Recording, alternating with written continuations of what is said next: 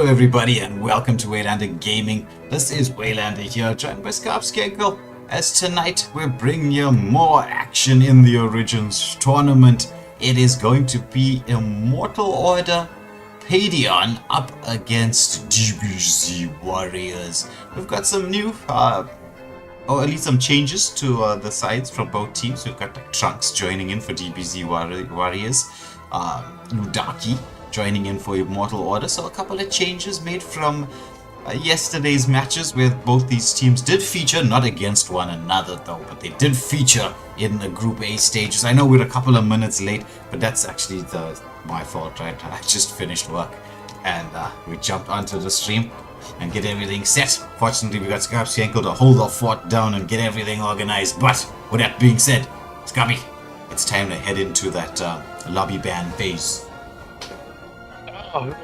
Done with the lobby ban phase. Right, so Immortal Order winning the koi toss and choosing to take the first spec as well as the first ban, going into the blue corner. So the bans were Freya, Marsha, X-Borg and Glent. So without further ado, let's jump into the drafting phase. DBZ, Z-Warriors, putting on a very dominant performance onto Olympia last night. Let's see if they do continue it. We do know they've got that unconventional draft that they like to play. But yeah, both teams with their bans definitely respect banning, especially with the X-Borg Clint for the side of IO, and then the Marsha Freya definitely onto the side of Z Warriors. First ban, straight out of the bat, is Joy at Z Warriors response with the Leslie. Yeah, well, it's kind of hard to target ban the Z Warriors, because they are, as you said, unconventional. They it's kind of like fighting Eddie from Tekken. You don't know what you're going to get hit with. The falling stars it's like flailing limbs in every direction. But I would say Marsha is definitely going to be one of those options. But Immortal Order opting not to go for that common Marsha ban that we will see up against DBZ Warriors. However, both teams, interesting to a certain degree. For instance, the Leslie ban coming through is a definite respect ban. As well as, I think, Novaria, because I mean, when was the last time you saw a Novaria being banned out? In the MSA Cup. And how long ago was that? It's been a minute, bro. It's been a minute. But yeah, the Marsha was banned in the lobby ban. But yeah, we do see Mincetar getting picked up from the side of Padion and the Super 17 picking up the CC and Angel picking up that Carmilla. So currently, it's at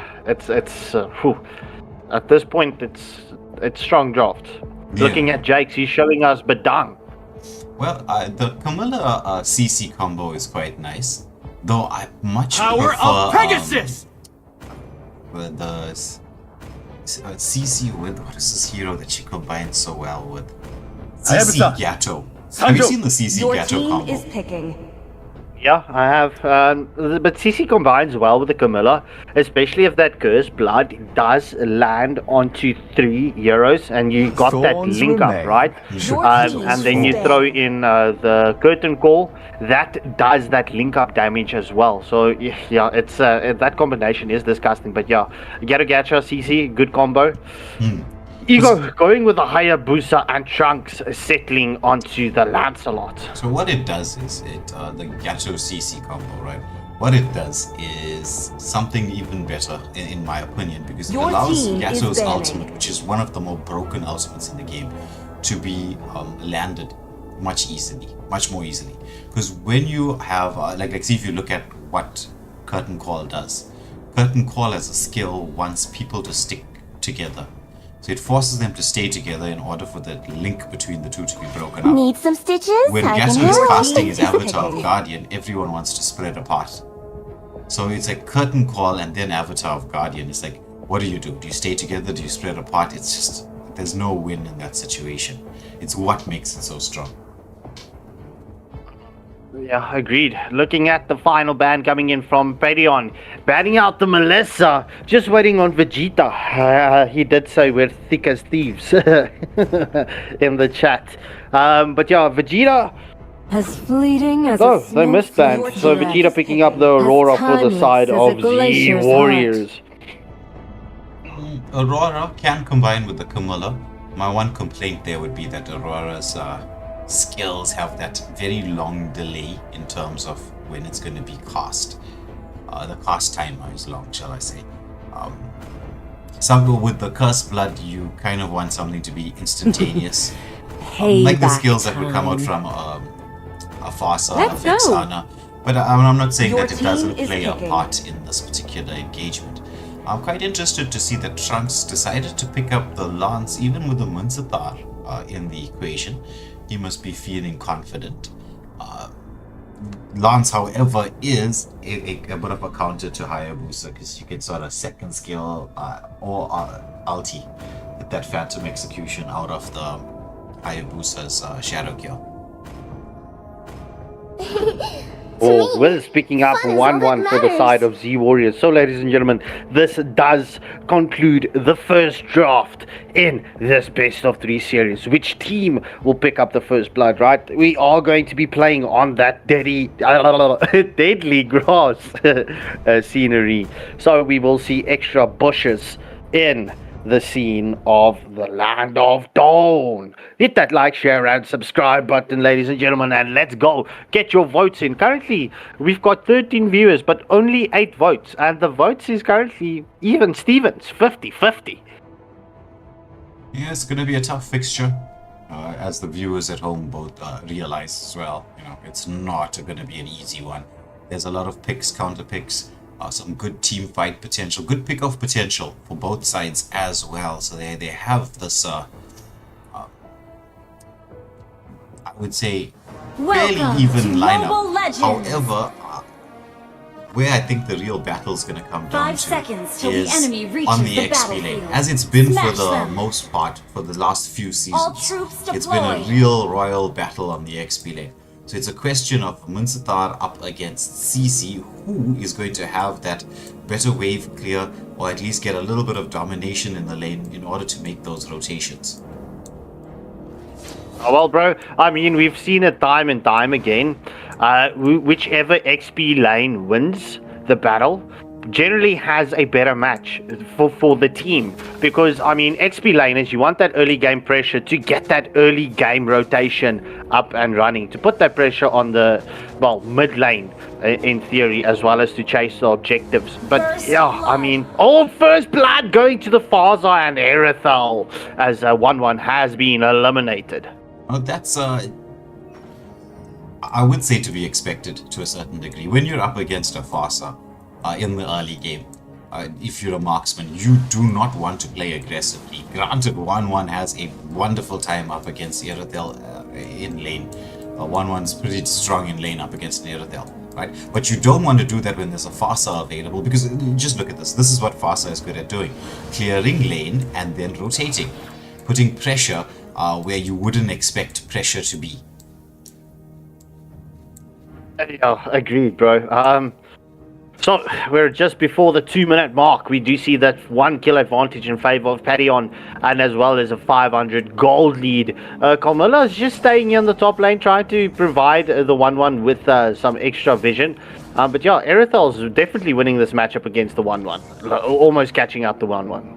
Yeah, she's got that bit of a gold advantage, and 1-1 is not exactly a very sustainable marksman. She needs that until she gets level 4, with she can hit the crossbow tanks. She needs that Inspire to be up, to be able to sustain in lane. She's got a very low health bar. Do you see the engagement at the first turtle of the match? Lancelot does come and clutch it. We do see the wall coming in from Badung. However, it's a double kill for the Lancelot. That is a 2-for-0 exchange in favor. Oh, no, it was 1 for Lancelot and 1 for Aurora. But yeah, 2-for-0 exchange plus the turtle going in favor of Z Warriors. But I will say, right, that was a beautifully executed ultimate from Aurora. there. I mean, she stunned everyone. There's the stun coming out here onto the Erythel. She still has that leap of faith, I would say, to get away to safety, but doesn't opt to use it. Well, what is heavy crossbow? Yes, heavy crossbow, bro. Oh. But don't you think my name is better? Leap of faith. Well, bro, I mean, it is pretty much a situation like that because you don't always know if that heavy crossbow is going to hit how it should. I mean, if you get stunned up and you don't have your energy bar up, bro, it's going to be a wasted ult. But we do see the engagement. Badang gets a fist crack onto Lancelot, but Lancelot does use that second skill. We do see Faza with a feathered airstrike getting that kill onto Lancelot, but picking up a double kill as Camilla has been removed from the equation. Oh, the wall coming up from Badang once more. Will they be able to catch Vegeta? We do see that passive getting proc from the Aurora, but before she's taken down, she does take Badang with her as Hayabusa does finish off the Aurora. I think it was a bit unnecessary for Aurora to go in at that moment in time.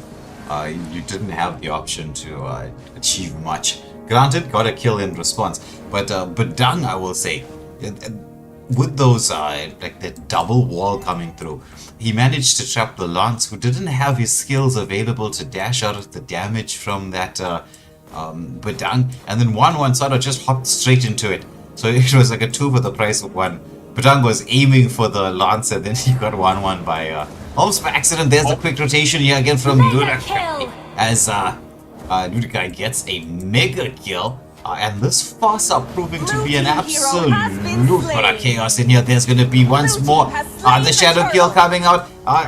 But Lancey wants to go into the mix. He manages to make Ego pay for that. Ego did get to take the turtle, however.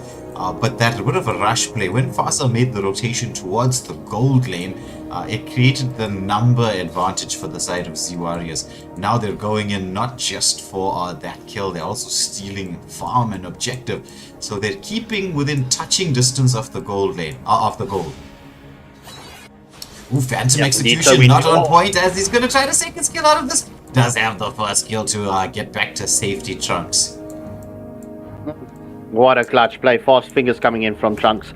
But yeah, it's just past the 5-minute mark. We do see Immortal Autopedion only having that 600 gold lead and 1 kill advantage. We do see the rotation onto this top lane here. Will we see the feathered airstrike as we do see the stun up on that first crack onto Camilla? However, Camilla does respond with the stun of her own. The feathered airstrike into the mix, Lancelot into Faza, but we do see Faza using the Very to escape the clutches, but 1-1 comes in and picks up a double kill onto the Erythel and Hayabusa. It's a 4-for-1 exchange in favor of Z Warriors. Question is, can they translate this into any major advantage? 1-1. Okay, she's just I thought she was gonna focus on the grab. I'm like, bro, you gotta push the lane. You gotta push the lane. But Reese being in almost, look at that, it's just a couple of hits away, but definitely time to play a bit safe. A nice play here, or movement from Angel, as Angel provides that little bit of vision. Destroyed. And CC taking down that bot lane turret, so first turret goes the way of Z Warriors. With a lot of action potentially happening on both sides of the map. Let's get to see which way it's gonna go. There's the feathered airstrike, it's gonna be the shadow kill coming out onto the CC, but she's got just enough sustain to get away from this.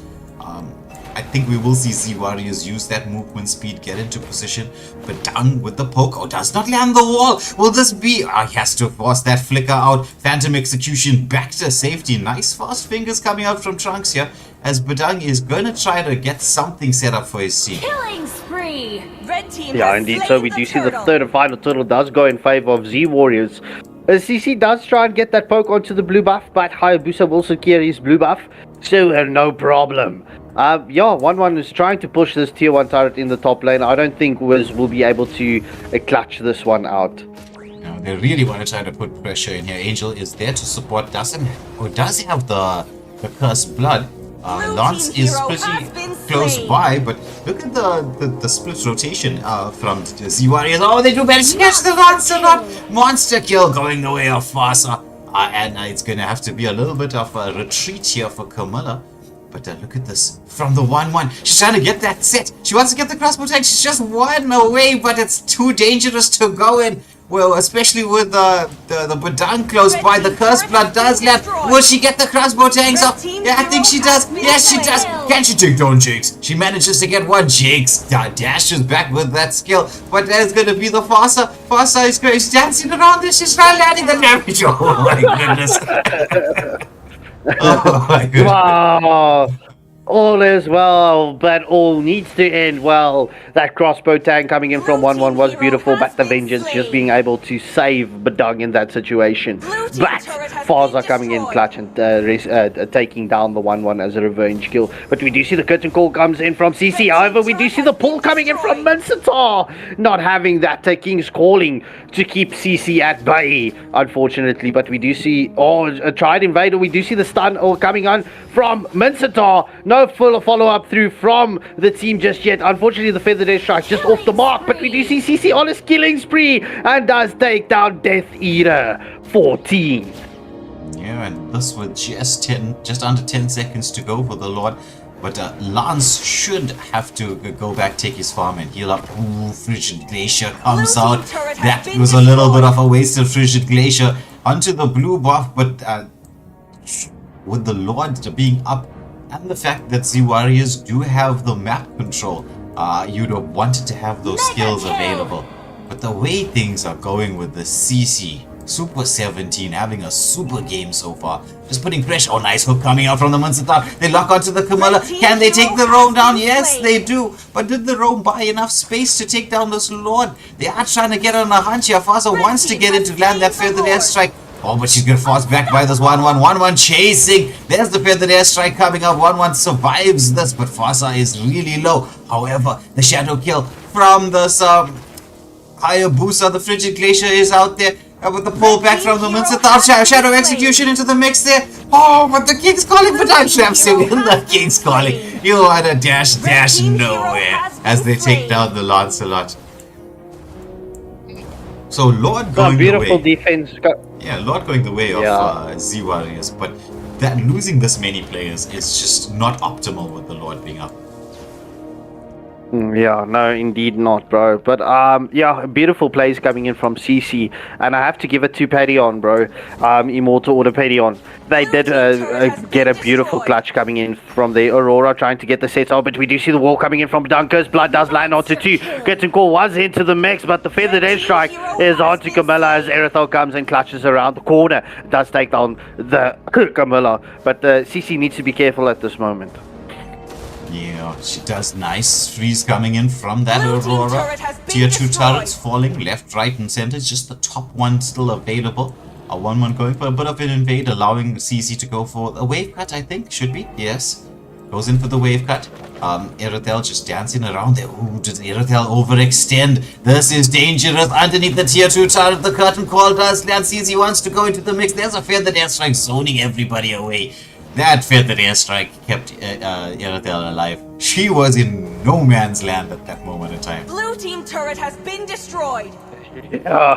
Ludakai doing a beautiful job playing, well, a deadly mage, but a support as well, just keeping the team alive. Ludakai is currently 7-0-3 with the 240 gold on top of his head.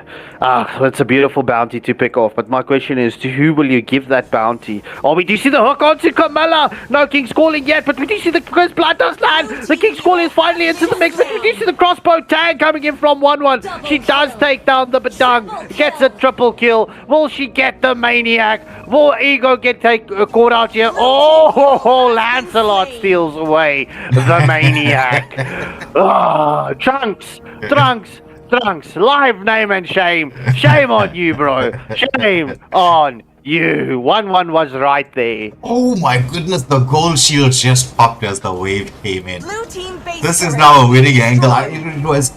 It was defensible because they still had the shield, but then it was just, I didn't even look at the timer myself. Like, I'm thinking, okay, the shield's still up here, so we will be going a little bit further. Then all of a sudden, I'm like, wait, the shields are gone. Then I look at the time, it's 12 minutes, and just at that moment, the mid lane wave came in. That's unfortunate. Yeah, GG's well played to both teams in this first best of 3 series. Super 17 picking up the MVP with that CC for the side of Z Warriors, and Ludakai picking up the MVP with a Faza for the side of Immortal Order Padion. So, without further ado, let's get the second lobby sorted out. Yeah, so while we get everything up and running and set for you, I hope you have got your votes in, and you know who your favorites are gonna be. You would have seen right now what's happening here. I get up into the lobby. Just glitching. It's like the Matrix. Oh, and you know, we'll go back to for those people who have not watched the Matrix, Scarpy. I think we must block them from our channel. We're gonna block them, Scarpy. How could you have lived life? How could you have lived life to not watch the Matrix, huh? Yeah, bro, I don't know. No, we're teasing. If you ever get the chance to watch the Matrix, definitely do so, but not now. Now, we would like you to watch with us.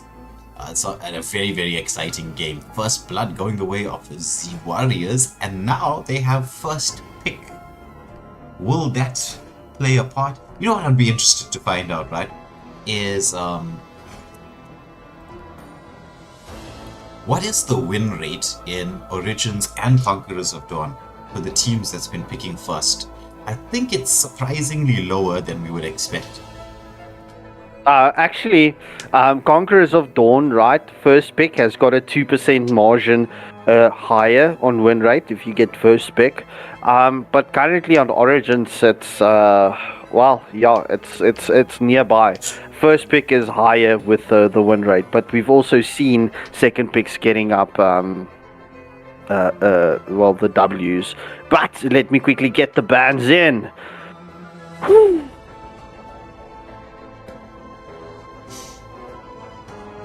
So it's going to be back to the old system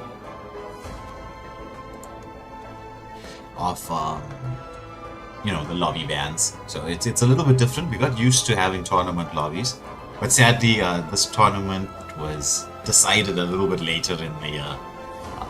So like the applications, right? It's gonna close. It's gonna close. So what are you gonna do about it? Z Warriors continuing with that ban, respect ban, banning out the X-Borg and the Clint. Just waiting on IOP to bring in the bans from their end. So it's an IOP now. Yeah, let's call it IOP. Immortal Order Padion, so it's IOP. And just to dig Shroomsy a little bit, the combination of Persian and Greek name. He was telling us about his Greek history. IOP banning out the Marsha and Freya. So the band's staying the same. So good luck and have fun to both sides. And let's get ready for the second match. Will Z Warriors take this in a clean sweep fashion, or will Immortal Order Padion get that return dubs and take us into a sudden death round? Well, we had one sudden death yesterday, and that involved Immortal Order. So, see, and they did come back from. They were losing 1-0, came back. But then there was a complete switch in that game. But anyway, let's get into ready. this. Give me Leslie a target. ban coming out. I think banning. it's continuing the theme of respect bans. Let's see. Yeah, we do see Leslie being the first ban for the side of Z Warriors. Z Warriors not allowing Death Eater to pick up his Leslie, but Death Eater, speaking of them, with the response, bans out Mincetar. Your team is banning. So, with the Mincetar ban, we'll be expecting to see Your team is banning. heroes with those dashes into the mix. Though I noticed recently, right, a lot of the bans, apart from the respect bans, like a lot of bans have been focusing with your XP laners. There's been quite a few games where surprisingly YSS has been left open, Lance has been left open, more than I would have expected. Time to drop the beat of the flash. Your Right. team is And the fact that YSS and Lance are being left open, it's quite weird. Scary weird. Because those are not heroes you'd like to have available. Unless, of course, you have a strategy in mind to deal True with love is like Your blood. team is picking. Z Warriors going with that Carmilla first pick straight off the bat. Lancelot Wise is still open, so let's see. I mean, Ego did have beautiful games with the Julian last night, so I don't expect him to pick up one of those two heroes, as Ludikai is currently showing us Xavier. So there will be a dawning light feature for the side of IOP. It was Coquette that played a beautiful game with the Xavier last night, but Sir Beastly picking up that high loss. Speaking of which, Sir Beastly in the second match last night had a beautiful game with a high loss, being able to zone out everyone. And Donryo, you are super welcome, bro. Super welcome. It's been a minute since we've had you in the chat here, so it's good to see your name popping up in the chat. Vegeta going with that gourd, and Wiz with a response. Will Wiz pick or will Wiz swap out? Oh, You know, Wiz going for the eternally Melissa. clips. You know, Your I would team actually be chaos thinking that blooms right from the now, shadow. knowing that you've got Hylos, Rome, and Xavier in the mid, this is the time to have picked up the Hayabusa would have been perfect in this lineup so far. There's still a gold Yeah, laner to but pick. what I'm... Yeah, 100%, bro. But the thing that I'm looking at right now is the Obsidia pick for the side of IOP. I don't know if Death Eater can play Obsidia, but my experience, every time that I play against the Melissa, or a gourd for that matter, It's my I'm way having or a the highway. beautiful Your time, team bro. is banned. I get so fed with the Obsidia against those two, but yeah, okay, Death Eater going for the Exia. Look, they do have that set, Your especially team coming in is from banned. Hylos and the Xavier. So Exia is actually a very good pick into this matchup. I am Yeah, more yeah. Your than team Though I a is think they'll weapon. need something a little bit more on the XP lane to provide that extra bit of set. Yeah, 'Cause 100%. It's not I would, anything hard. Because like you look at Xavier, right? Okay, it's a stun, but it's a mini stun. It's not the longest stun. Same with Hylos. Ixia really needs like a hard set. Something big. Oh, yeah, well, with that, the mini stance, that does allow They call me Exia a to hero set up her second because I saved skill, my nation from falling which can apart. then just restun them, especially Evidence if your can ult be is popped faked. perfectly. Trials can be But rigged. Ego going with a The only YSS, thing Trunks I coming in with trust the are my Ling. own two Oh, eyes. this is not looking good. We are looking at the backline divers. I'm not gonna lie, bro. Z Warriors, they've got a very strong lineup. Yeah. Ling's damage since the nerf, me being like, if I ever had to pick a favorite hero to play, it's this one, right? I love picking up Ling. He will work beautifully in this composition because you've got both the Xavier and Ixia who are not high mobility. It'll be very, very easy to land the Tempest of Blades. But his damage is a little bit Let's hear from the underwhelming crowd. compared to previously. Make some noise I'm not saying for it's not yours good. truly. I'm just saying it's not as fantastic as it used to be. 100%, bro. No, look, I agree with you, bro. Jake's picking up the CC for the side of IOP. I was, he did show the Ruby. I was actually favoring the Ruby pick a little bit more, especially with that I'm Offended and that pullback, and CC being such an annoyance. Listen to me, Ruby. But CC is not a bad pick as well. I would have favored the Ruby just a little bit more, but yeah, this does settle the second match's draft. Will it be IOP that picks up the dub here, or will it be DBZ taking this for their match point in a clean sweep fashion? Yeah, I would have expected the Ruby to have done much better. Very much in agreement with that. But CZ, with the curtain call, can work with that a full barrage coming out from Welcome the to Exia. Mobile At the Legends. same time, we will expect her to have a 5 excellent seconds time till the up enemy against reaches the battlefield. the Smash them. Sylvana. Because she's got the mobility All to troops avoid deployed. the first kill from the Sylvana. Does, but then you don't want that that hop ability to be popped off early on. You need to wait for Sylvana. You need to bait out those skills. Because, I mean, CC early game, she's not that type of hero that would take you head on or, well, do the damage early on. She is more of a engage, disengage, re-engage hero early game. But yeah, it's all going to come down to discipline and patience here. But we do see the engagement onto Gord, just from the Xavier. But Gord got taken down to half health, but he is back up with that heal being popped. Oh, they're continuing putting the pressure onto Xavier, but the stun comes out from God. Oh my goodness! First The vengeance killed him. Kamala, you killed your teammate. Oh. Blue team hero has been slain. Oh, but Xavier taking down the leg, but the engagement continues. Sir Beastly does need to disengage. Will we see Xavier taking down the Camilla? No, sir. Xavier's getting fed early on, bro. He's already level 3. He's on his way to level 4. But just looking at this matchup in the top lane, right?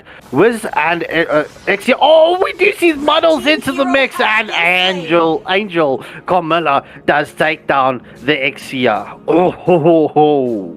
Yeah, a bit of overextension, but that was going to be a Blue team hero kill has in response been as slain. well. Melissa is quite advanced and quite low. She's going to have to try to get back to base recoil. She wants to stick around. Even with the heals, right, I would be like, no, you know what? Let's recoil. Hylos helping his teammate out, just freezing the wave here. But that means he's not going to be in position early. Though I don't think that will matter too much because, as expected, CC is going to have a better time on the XP lane. Agreed. Yeah, continue. Sorry, bro. Yeah, and God doesn't have that the Mystic Gush available. There's a Dawning Light from range, forcing Angel back onto the underneath the turret, as Angel is in a lot of danger right now. God, he's going to try to get that level 4 as quickly as he can. He needs it. He's one of the heroes that need it. But he's staying so far away from the wave that he's lost any particular advantage that he has. But there's the engagement here from the CC. Hits the curtain call onto the Cursed Blood does land. But is there any going to be any follow-up? No, there is not. It's going to be one taken down. YSS almost gets the Sylvana underneath the turret. But this is a very different game from the first match. Ling gets a bit of poke damage here onto Jakes. Does have the Tempest of Blade. Doesn't want to go in just yet. He's trying to save it for this objective. So Beastly just providing the vision. Wants to get the stun onto Ling just to prevent him from hopping through. But there's the engagement here onto Hylos. The retribution does come out. There's the Tempest of Blade. Mystic Gush does come in here. Ling gets stunned up by the Xavier. Xavier, does he have the Dawning Light? No, he does. He does now. It just came online. Yeah, so true. And just to respond to your comment saying I also want some of this ad revenue. Well, the ad revenue does go in with the tournaments. I mean, it did help us with Conquerors of Dawn. So that is where all the revenue comes from or goes to. It goes to the tournaments. But we do see the engagement onto Ludikai. Will Gord be able to catch it? Oh, Cursed Blood doesn't land onto anyone as YSS does finish off the Gord. We do see the Dawning Light onto Camilla as well as Melissa. The Muddles has been committed to go away from Melissa just to keep her safe, as we do see the Xavier picking up a kill onto the Kami as well. This is an entirely different game coming from IOP. Yeah, but there's a lot of, I will say, a lot of chasing of kills here when it's time where you know sometimes you're just not going to get the kill. Don't chase it. Let it go. There'll be other opportunities. Agreed, bro. Yeah, well, look, IOP, they definitely need to focus on getting this Exia online, because she's not having a good time against this Melissa, bro. She's already 0-2-0. So they need to get Death Eater fed, or get Death Eater to get some of the itemization. We do see the Dawning Light coming in from Xavier. It does land onto the Camilla once more. But Lancelot, everyone is rotating to the top lane. Yeah, the turtle will be spawning up here. Camilla just trying to scout out the bushes, just taking so much damage. Does she turn around? Does land the Cursed Blood, but there's gonna be the full barrage coming in from the Exia, forcing everybody away, so there's no follow-up. Oh my goodness. Exia does get a kill. Look at this from Whis. However, Ling into the backline, he used the Tempest of Blades. He has the mobility to escape. Managed to get the shutdown kill. Will he be going? He's going back into the jungle. He has to sacrifice that turtle. There's no way he's going to go for deal with that contest. So Litho maybe push mid lane is the only option because there's no real way that he can contest for this. No retribution as well. Yeah, we so- will see Exia. Yeah, we do see that first tier 1 turret, and as well as the second turtle of this match does go in favor of IOP. CC doing a lot of focusing onto the Sylvana into the bot lane, but she needs to be careful. We do see Vegeta coming with that rotation to the bot. The Dawning Light does come through and takes Vegeta down to quarter health. Yeah, God not having the nicest of times. There's too much pressure being placed on him. There's the mid lane being forced in here, but they don't have the heroes just yet to try and secure that, though. The turret will be taken down to about half health. Camilla leaving it for the most part. God comes in there just to protect. But they see the opportunity to take out the Ixia. She has overextended. She's going in for the wave. Camilla going in there, just summoning the team. Does she have the stun? Yes, she does. As we see models coming in there, taking down that Ixia. She doesn't have the that mobility. was a 1-for-1. Yeah, she doesn't have the No, mobility she to doesn't. push in that far.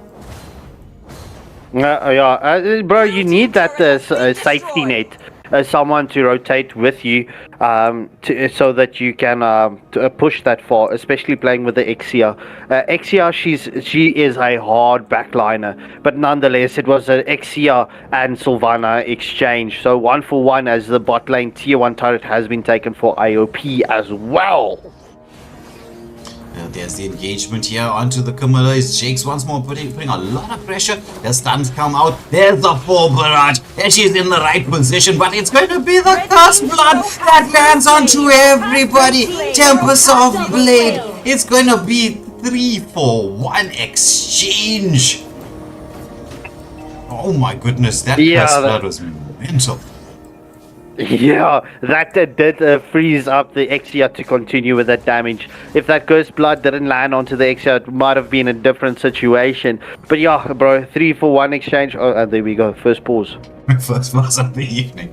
Yeah. In that position, right, Exia had the perfect set for that full barrage, but just got countered by the Curse Blood coming through. It's going to get more and more difficult as the time goes by. To escape those Cursed Bloods, because if they can time it, because it really comes down to baiting out those skills. Like if you can bait out the Cursed Blood, Immortal Order are gonna win the team fight. If you don't bait out the Curse of Blood, then you're gonna have a problem. Yeah, no, bro. Look, 100% in agreement with you there. And I think that should ideally be the YSS and Hylos trying to get those baits through. We do see the third and final turtle has been spawned up. Why not let it go to the Lord? But it's a contention as of Supernote. But God does seal the deal onto the third and final turtle. We do see the glorious pathway has been committed. The Muddles is into the mix. Hylos does get the kill onto Camilla. However, the Dawning Light coming in. God does get the double kill, taking down the YSS and the Hylos. We will see Ling falling down, giving Ludakai that kill from the turret. Thank you, Tier 1 turret, for your support in this match. Yeah, he stuck around a little bit too much underneath that, having missed one of the swords in terms of his dash. Like he got a very nice knock-up onto the Xavier, but he like if you don't pick up this is the thing with Ling, right? If you don't pick up all the swords, you're gonna be in trouble.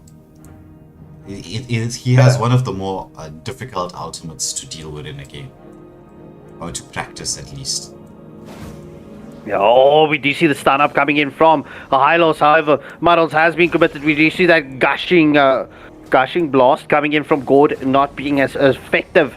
I mean, you want, when you cast that or commit that, you want at least 2 or 3 people in that engagement. But yeah, I mean, IOP is looking very healthy at this moment. The gold lead is slightly in favor, or well, it's even, but 3 kills to the advantage of IOP. Yeah. It is, I would say, even so far. There's the engagement onto the Camilla. She's being forced back. She gets the Cursed Blood, but only lands onto 2. Now the follow-up from the team is endpoint. There's the Tempest of Blades into the backline. This time around, the swords are there to be able to dash in and dash on Xavier with the stuns. Hits the Dawning Light. Doesn't have the Wishing Lantern just yet to be able to get those finishes. But team fight going the way of Z Warriors. Z Warriors. Yeah. And this with the Lord being up. Yeah, so it's Blue team 5 turret seconds, has 3 been seconds to destroyed. go. Yes, bro. I mean, it's well, IOP will have the full team back into this. So I think YSS is way off mark here. We potentially will see the YSS go for that split push. This is ideally the thing that you want to do because you've got vision on everyone from Z Warriors. But it seems like they're going for the contest as the retribution comes in. We do see the full barrage coming in from Exia doing the damage, but the Cursed Blood has landed onto Hylos. Dawning Light into the mix as well. Gord does get that response onto Hylos. But the battle continues. Muddles into the mix as Ling does finish off the job onto... double kill coming in from Exia. But Ling is onto that back line. Ludakai does finish off the Ling. It's a 2-4-5 exchange. That's a full team wipeout coming in for the side of IOP. Yeah, so this works out very much in their favor. They may have lost the Lord, but with this, they'll be able to actually establish some map control. Because, I mean, what's the point of having a Lord if you cannot utilize it? No one are left alive to do the pushing. Red team turret has been Yeah, destroyed. bro. It's crazy. The links, the waves were nicely synced up for the side of Z Warriors. Ideally, I would have continued that split pushing with the YSS, but Jakes will be able to keep this Lord down in its tracks here into the top lane. Not really much success coming in from this Lord. Just one tier 1 turret in the bot lane. Yeah, it's generally, right, if you have the opportunity to win a fight directly after taking the Lord, obviously you're going to go for it. But if it's going to be a 50-50, then the best thing you should be doing is disengaging, because it's not the fight that wins the game, it's turrets that win the game. And so as you can see, the Lord here being wasted once more. There's a lot of damage being taken here by this Camilla. However, Sylvana does land the combo into the backline, but it's going to be CC with the return curtain call that sets up a 3-for-1 exchange. Yeah, Ego just coming in clutch with that YSS, just securing the kills. So yeah, it's a 3-for-1. We will see IOP trying to push the lanes and try and get extra objectives, or just force the outplays from Z Warriors. Ideally, that is what you want. Dawning Light just misses the Gord by a few millimeters. So the game has now swung in the favor of Immortal Order. There's that Wishing Lantern we were talking about. It's online, so now Xavier is very, very much going to hurt. You're going to need your Ling to try to get onto him in the backline, which is not the easiest with the amount of protection that Xavier has been having and the position coming through. His positioning. So if you can get the Xavier, you can win the game. But if not right now, it's Immortal Order's game to Blue lose. team hero has been slain.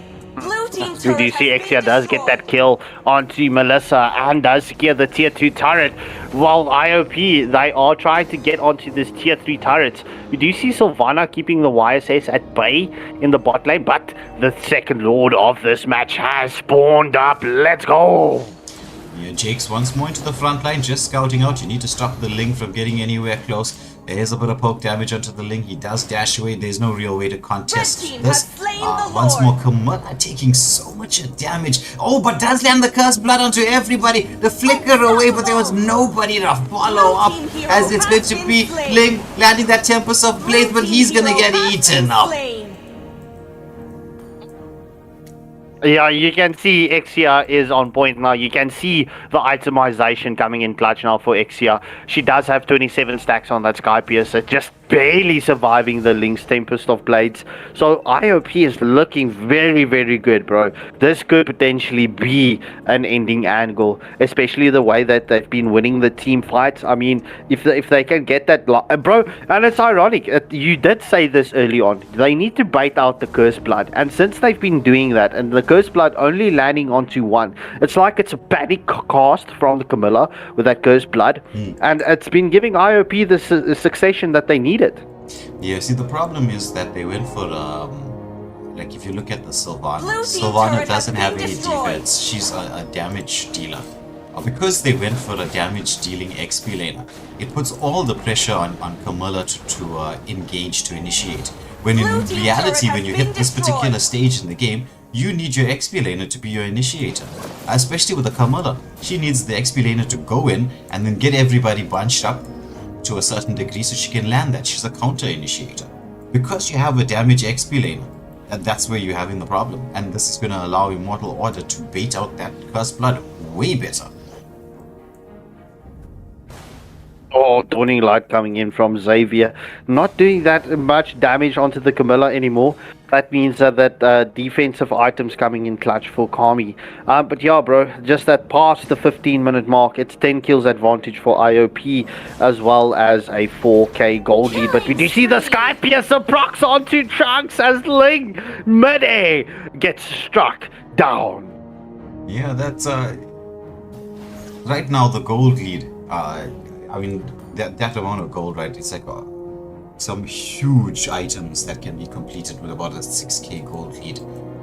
Almost. Red team hero has just a been bit short of them at 4k gold lead. Those are some big items that can be completed. The full barrage does come out. Doesn't manage to catch on to anybody. Oh, nice stun from the god. Hits the Mystic Gush slightly off point there. Doesn't manage to take down the Xavier. But in the meantime, it seems that Z Warriors have decided to just go for the split push combination. They're like, look, we're not winning these team fights. Let us just push everything to death. Dawning Light once more from the Xavier. He can spam that to his heart's content. There is a bit of a chase now onto Sylvana, but she should be able to recall in time. But that was a good push from her, managing to take down two of those, at least taking down the tier 2 turret there. But the mid lane turret is standing strong. Yeah, and getting a solo kill onto the YSS with that split push. YSS tried to defend that, but unfortunately Sylvana had the combinations right onto the YSS. But yeah, bro, I mean, it's yet another Lord up. We will see this contest for this Lord. Unfortunately, yeah, well, or both teams are here at this Lord. Oh, the Cursed Blood is committed onto CC, but Death Eater gets that kill onto Camilla. The Z Warriors, they definitely need to back off here. They don't have that initiation anymore, and a pick-off option is not viable at this moment. IOP shredding through this Lord. Yeah, like you said, all of this comes down to the decision to play a damage dealer on the XP lane. Especially up against this lineup. It's just one decision can change the course of how you'd expect fights to go. Well, I mean, ideally, if you have that damage dealing XP laner, the thing would be is Kami should provide you vision and try and bait someone out, and you should go for that wraparound play onto the backline with that damage dealer XP laner, bro. That's the only way how I can see this playing out. Yeah. Because, I mean, Xavier and Exia, they pretty much 99.9% of the time they are together. Yeah, you need someone to be able to get to the backline. You do have the Ling to do that, right? But it's kind of difficult for him because they keep scouting him out. Look, Tempest of Blades being baited out here. He's trying to go in to try and pick up another sword. I don't think that is going to be the smartest of moves, as it's a monster kill going in for the Xavier. As a lot of pressure being placed in here. The Lord has been melted, but with this, Cursed Blood does land, but there's no one really to dish out the complete amount of damage. But Melissa, she's standing in there like a frontline wall. She manages to take down quite a few. Does she create the space to get the defense out? Sylvana is back into the mix here as they take down the Hyla. Somehow they're managing to defend this. Xavier, he is quite low. He's taking a lot of burn damage in there from the god, but somehow, some way, Z Warriors are still in this. Though I think Immortal Order would be happy to having all the tier 3 turrets down. Yeah, bro. I mean, this does change the play for Z Warriors. That means you can't be rushing out full 5-man anymore. You need to keep someone at the base because it's very difficult to get that pressure onto the lane, especially with the super minions into the mix. But bro, clutch play is coming in from Wiz. Melissa, she's hurting now. She's hurting now. They need to be respectful of this, Melissa. Yeah. No, there is 2 vengeances on the side of Immortal Order. You can, if Melissa doesn't really time that, you can get the Melissa to commit suicide. I mean, we did get to see a vengeance kill for First Blood right in the beginning. that was classic. Oh, bro. But looking at the items, right? Melissa needs to. Oh, okay, she did sell the Sky Piercer. Thank you. I get to say that because I'm a Melissa main. No, listen. Sky Piercer on a marksman, right, is not a good item to have. Or maybe a Granger on a fully fed Granger. You have to be fed, like properly fed to pick up Sky Piercer. And you'll see a lot of marksmen like try to pick it up early. I'm like, that's not an early game item. That's not going to give you what you want. There's Sylvana. She's into the mix there, but I mean, does not have the sustainability to survive through all of that. Did not even have time to land that combo off. Yeah, no, definitely not. Oh, Muddles gets committed. Does scout out Jakes and Ludakai, but not being able to do so. Angel gets forced out from the Hylos here. This will be yet another Lord for the side of IOP. Oh, Dawning Light coming in. Bro, doing a lot of damage onto this poor Melissa. Yeah. It's almost a one shot, bro. It's almost. Yeah, it's once. This is the late game. I mean, we're beyond 21 minutes, so Xavier is definitely gonna hurt just with the general setup and items. Well, I am feeling kind of sorry for Angel. She's like, just to be the one frontliner for your team is not easy. Yeah, bro, and Angel getting taken down 11 times already. That's it's crazy. Yeah, it is really crazy. Yeah, it's the consequence of being the solo frontline. For your side, especially when you've got two frontliners, both of whom that can dish out damage, and you've got this fantastic backline coming through there. Once more, there's the Dawning Light. I mean, the immortality almost being popped from the Sylvana, but the Lord being distracted here by Angel manages to pull it away from the base. The Curse Blood does land, but she gets taken down. However, it's going to be the full barrage being committed here. It's a 2-for-1 exchange. The Lord is in there. Mystic Gush, the Lord takes down the God, but the space has been created. They are going in there. YSS trying to get the lock on and manages to take it down. A lot of players sacrificed for this, but victory on the board for Immortal Order. Victory! Bro, if there was 2 more seconds for that Melissa, she would have popped the YSS, bro. It was so close, but GG's well played. Ludakai picking up the MVP for the side of IOP once more, 9-2 and 18. And Wiz picks up the MVP with the Melissa for the side of Z Warriors. So this takes us into the sun. Now... Yes? No. Continue first. Yeah, it's going to take us into the sudden death round. I wonder if we will see adjustments. Because the first game when Z Warriors played, they picked up... you had your dual roam, can you say? You had a roamer, you had an XP laner with that tankiness. They adjusted it in this game. Didn't work out in their favor. Let's see how this is going to make an adjustment into their draft in the next one.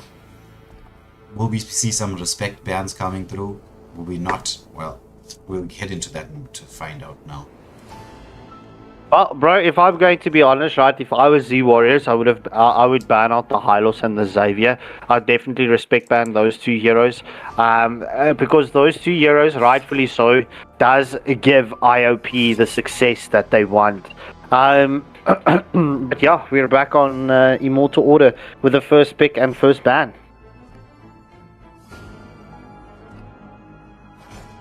Right.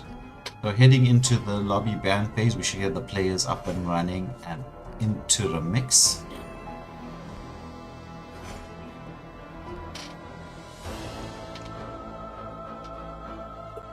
But yeah, the 5-man system is complicated. There's so many levels to this. This game is a MOBA. MOBAs are known for being difficult. It's not so much about pressing of buttons and casting of skills. What makes a MOBA easy is not that. What makes a MOBA easy is knowledge, because this is a knowledge-based game. It's understanding drafts and compositions. It's understanding power spikes and timing. It's understanding certain types of rotations that work in certain positions. Yes, a player needs to have individual skills and practice a particular hero. But if you don't practice your macros, like the understanding of rotation and movements, then having all the skill in the world with a particular hero counts for nothing. everything comes down to understanding these things. That's how MOBAs work, which is what it makes it so challenging, which is what makes it so fun. I mean, it's the reason why all of us love to play this game. Agreed. So, bro, I could have just asked the same bands once more. X-Borg, Clint, Marsha, and Freya getting banned out in the lobby once more. So good luck and have fun. And into the final round. It is the sudden death round. Who will take it? Will it be IOP or will it be DBZ? If I'm Z Warriors, right, I would definitely look at banning out the Hylos, right? Second ban, it would be the Xavier or the Faza, bro. But definitely focusing onto Ludakai. Because Ludakai has been bringing in great success for the side of IOP. But Sir Beastly with the first ban for the side of IOP. Time to drop I the wonder beat if of this the time flash. you're gonna see a Team is Camilla banning. ban coming through. Oh, enjoy first ban for the side of Yes. IOP. There we go. Z Warriors respecting that Xavier from Ludakai. So Xavier being the first ban for the side of DBZ. Oh, Shroomzy, how you feeling, bro? Oh, dude, excited. I wanted to be in the lobby, but you guys are hastig, my bro, hastig. I was busy logging in and then I was like, okay, there the game started. Thorns remain. Unfortunately, I mean, it is another 12 minutes. Yeah, I mean, it's another 12 minutes and the next match should in theory start. IOP banning out the Lancelot. Give me a target. Z Warriors coming in with that Leslie ban. They are not loving this Leslie. Even though, poor Death Eater. I mean, he's not going to get to play Leslie tonight. Lazy and Clint. I mean, and bro, Ludaki, I've watched the game so like in between, and Ludaki's doing very well so far. True love. Your team So is Beastly picking up the Camilla for the side of They IOP, call me coming a with that hero clutch because steal I on the saved my Kami. nation from Trunks coming falling in with the apart. YSS. Will we see Super 17 picking up that CC?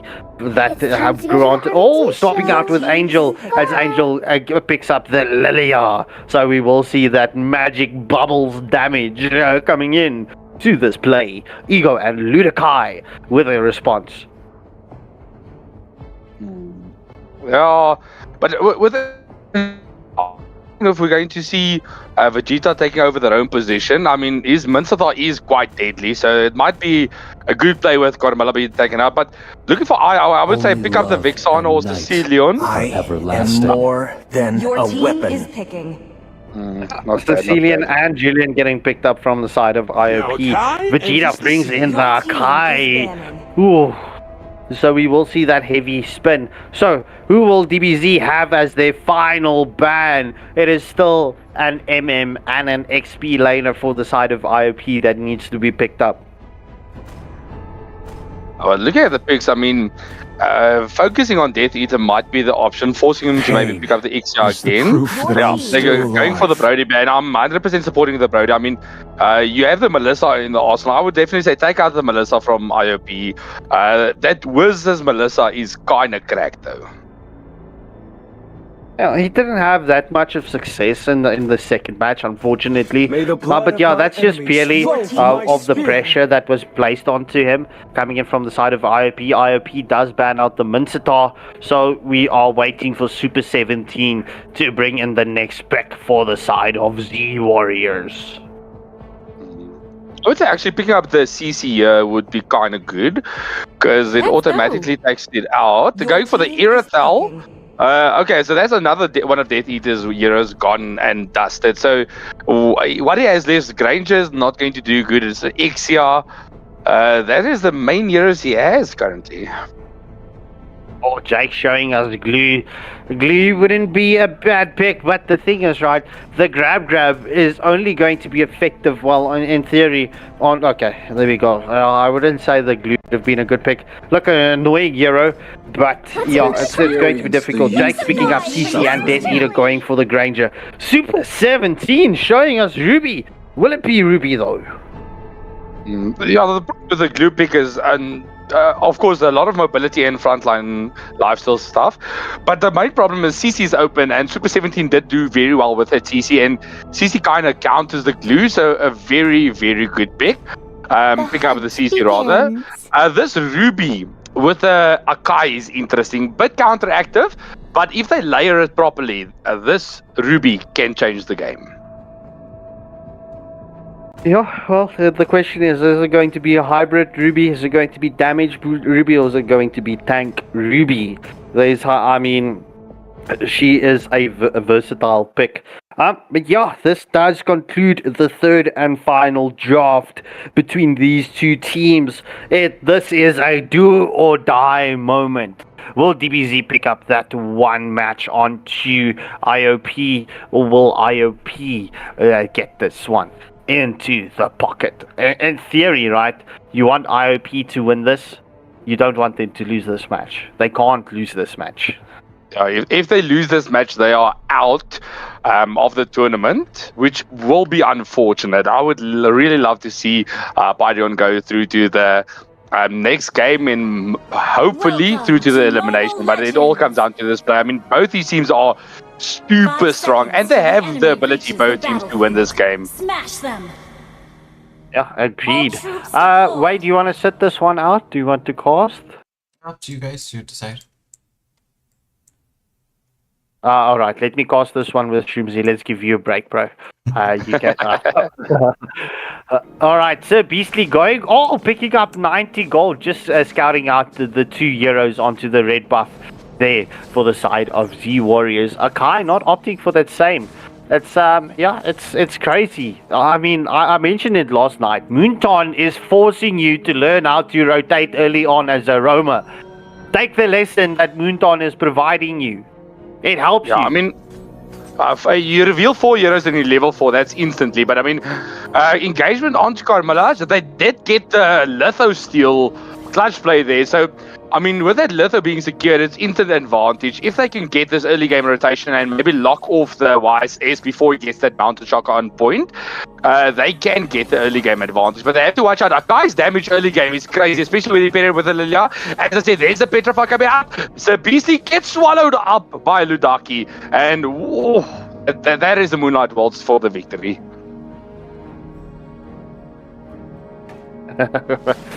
How did Ludakai get swallowed? How did Sir Beastly get swallowed by the Sicilian? By the Moonlight Waltz. It's like... All right. Yeah, let's. We do see IOP going for this engagement onto the Erethal, onto the bot lane. Just trying to get this pressure onto Erethal, trying to get Death Eater fed early on. I mean, that's ideally what you want with the Granger. You want this hero to come online and get his itemization. But CC getting the first blood onto Vegeta at the tier 1 turret. Well, we do see the first turtle of this match is up, and Sanguine Claws just off the mark. The zoning coming in from Sir Beastly, keeping YSS away from this. Ego comes in clutch with that Reggie onto the first turtle of the match. Let's go. Yeah, it was a good play to go for that XP lane engage. If you get your XP lane at level 4, the other one level 3, and out of the fight, it's an automatic win. But giving up your roamer in that exchange was a bit of a overstep. But with that being said, they still have the ability to come back. There's not a major lead. It's only 700 gold. Yeah, bro. I mean, look, it's still early game. Anything can still happen. I mean, the tides and the cookie can crumble at any moment. The cursed blood does land onto 2. Julia gets the kill with that scythe throw onto Erethal. Granger gets the kill onto Akai. So that's a 2-for-0 exchange in favor of IOP. And that is why you have to be careful, bro. This Carmilla plays are game-changing. But Campy onto Death Eater. There's the Mountain Shocker on point. But it does not get the stun yet. Beautiful play coming out from Death Eater. Actually playing safe this game. I'm loving it.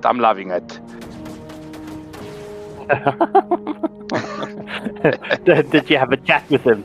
We do see the stun onto Akai.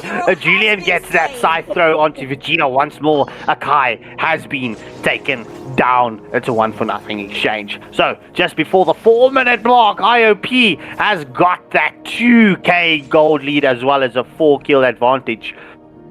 Woo. Bro, this is a very back and forth game, and I have to say, Jack's doing a very good job in the X-Men. Sanguine Claws onto Wiz, not doing enough, but I think CC's in the 2v1 situation. The YSS is there, will get the kill onto Jakes. CC just taken down, unfortunately. But yeah, we do see the second turtle of this match will spawn up in the next 5 seconds. Z Warriors trying to get this engagement onto Granger. Granger is in a very sticky situation. We do see Carmilla coming into this mixture. She does get the stun onto Akai. The heavy spin is still available. Oh, the side throw once more. And Vegeta gets taken down once more. Granger securing that kill, and we will see Granger starting to build. Well, he got his first item, so that means the Sky Piercer will be the second item. Second turtle going in favor of IOP. Oh, but the Batch Feast onto YSS, and CC comes in with that beautiful rotation and finishes off YSS. Oh, that was a plan. I mean, it's a good idea they've got on this objective, taking out the guy before committing to the turtle. Because, I mean, that heavy spin is kind of game-winning on objectives. But, bro, this Grange is currently winning against the Irithal, which is something you don't see often. But with that being said, he doesn't... If he oversteps and get punished, I mean, Grange is currently starting to snowball. But if he lose that snowball potential, then Irithal is going to get the comeback. Yeah, we will see Granger securing that first tier 1 turret in favor of IOP. We do see the stun up onto Akai once more. And this Akai is so prone for stuns at this moment. The Bat's Feast has been committed. Oh, the Black Shoes coming in from Lilia. Will they be able to secure her? Ghost Blood does land onto 3 full spin. Heavy spin has been committed. However, Sicilian does finish the job onto Angel. But we do see the heavy crossbow being committed from Irithal. Will we see the Destinata? No, Ludakai picking up a triple kill. Will we see the Maniac? Will they allow Ludakai to catch it? Oh, Sanguine Claws! Julian steals the Maniac. What is it with the junglers tonight stealing the Maniacs? Ego, sis on you, bro. Sis on you. Earlier it was Trunks and now it's you. It seems like that's the theme for tonight. The junglers stealing the Maniacs. Bro, that was a good play coming out from Ludakai. I mean, he played very well, but onto CC, there's the Akai doing a pause meta. This is a weird place to pause. I mean, yeah, it seems like Ego might be AFK. I don't know if it's him because he's standing in the bush for forever. Might be IOP but I think there's a 2v1 on the top lane onto CC. She is a bit low. So it's going to be tough. Yeah, agreed. So yeah, it seems like the refs don't know what the pause is on about. Okay, nonetheless, back into the match we go. Yeah, I mean, we do see the jungle invade coming in. Oh, YSS does secure it, but Granger on a killing spree, taking down the Irithal. Irithal not having a good play at this moment. Bro, this is a fall very good, but there's the beautiful armor fitting under the turret. But I mean, Carmilla is currently very tanky so far, so this is the final turtle up. IOP will go for that. I mean, there's not a lot of contest they can do for that. Sanguine Claws onto YSS, but stun is there, but I mean, not enough damage.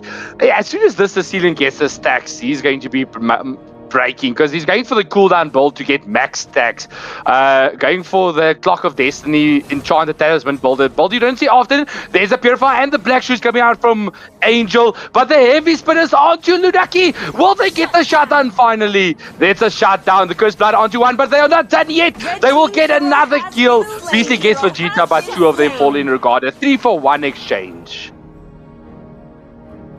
Oh, bro, I wanted to say that's Julian, Sicilian, and Granger currently in battle for MVP for the side of IOP. But yeah, Sicilian and Julian gets taken down. Luckily, I didn't mention anything. But we look at Jakes getting that curtain call onto Super 17. No follow through just yet. Oh, but we do see YSS into the mix here. Will Lilia poke down the CC as well? Oh, so close, not being able to secure and save the turret. That's a tier 1 turret going in favor of Sea Warriors. I mean, you couldn't have saved it. It was good play to back off there. I mean, it was a 3v1 situation there. They could have easily dived and get the kill. So It's not the best ideal to lose a turret, but I mean, you at least got one in the bot lane as well. But once again, Granger looking for a very aggressive play. Wise is there to follow up. But I mean, Io is also there. There is the beautiful Ruby coming in. That's a cursed blood onto one, but it secures the kill. The beautiful Ruby coming in. Beautiful Ruby getting shut down. Heavy spin coming in from Akai. Oh, the mountain shocker is onto Granger, but not being able to follow through on that. Oh, it is a 1-for-0 exchange at this moment. Angel does commit the black shoes. IOP should be able to secure the second tier 2 turret in the mid lane. Oh, we do see the Sanguine Claws is committed onto Lilia, but no avail at this moment. Just being annoying. That is exactly what a Sicilian should do. So many And good play going here for... There's so many beautifuls about the Ruby. I don't know if Angelic is supposed to be jealous. Blue team has slain the Lord. Oh, we do see the curtain call on to Super 17. Ruby does sustain, and she does escape the clutches. Oh, death to Nado getting committed, but not being able to land onto the Lilia. IOP is definitely pushing for the objectives now. Well, they should be able to secure tier 2 turrets now. I mean, the Lord is spawning in the bot lane. The waves were not paused, frozen for the effect to come in there. Oh, but the cursed blood lands onto Erythal. Will we see the follow through here? Oh, the heavy spin coming in from Akai, just pushing back the Granger, but we will see the Akai falling as that Skypius procs from the Granger. That's a major kill coming in there. I mean, good play overall coming out there from the team. I'm wondering, the Skypius stacks from Granger starting to get stacked up. And along with that also, I'm wondering how the anti-heals are looking. I mean, the anti-heals are currently anti-heal on the Granger. You need anti-heal for this team. I mean, you have the Lilia, YSS, and of course, the Erythal. There is the Mountain Shocker onto death. He's at 1 HP, but he will escape that exchange. We do see a guy using that cloud, just trying to zone away IOP. I mean, look, there is 2 shields down. It's only the mid lane shield that is still up on this tier 3 turret. IOP not disengaging and not moving away. They are definitely keeping the pressure here onto Z Warriors. Just looking at this Lilia, right? She's in a beautiful position here. Ideally, you need to, if you get the shutdown onto Death Eater and once again Ludaki gets taken down as well, then it will be a complete 180. It's split rotation coming out. Yeah, well, ideally you want Z Warriors to focus on, well, the Granger and Sicilian, but it's difficult because IOP is so beautifully grouped up. Oh, but we do see YSS committing this Mountain Shocker, just waiting for him to cast it onto someone. Will he be able to do that before the timer runs out? Oh, there we go. Mountain Shocker does land onto Jakes. But the guy's positioning is very good. There's currently a 4v4.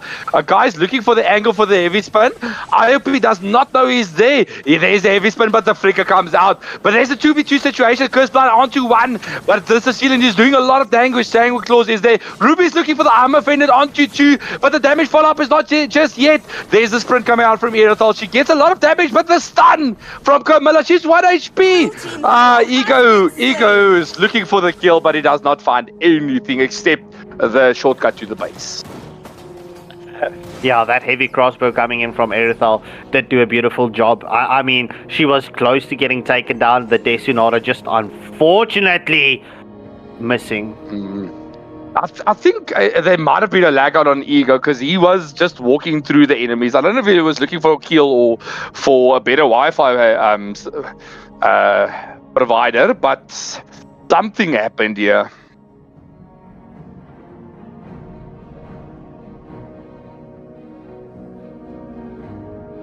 Bro, but I have to say, these boys are doing very well so far.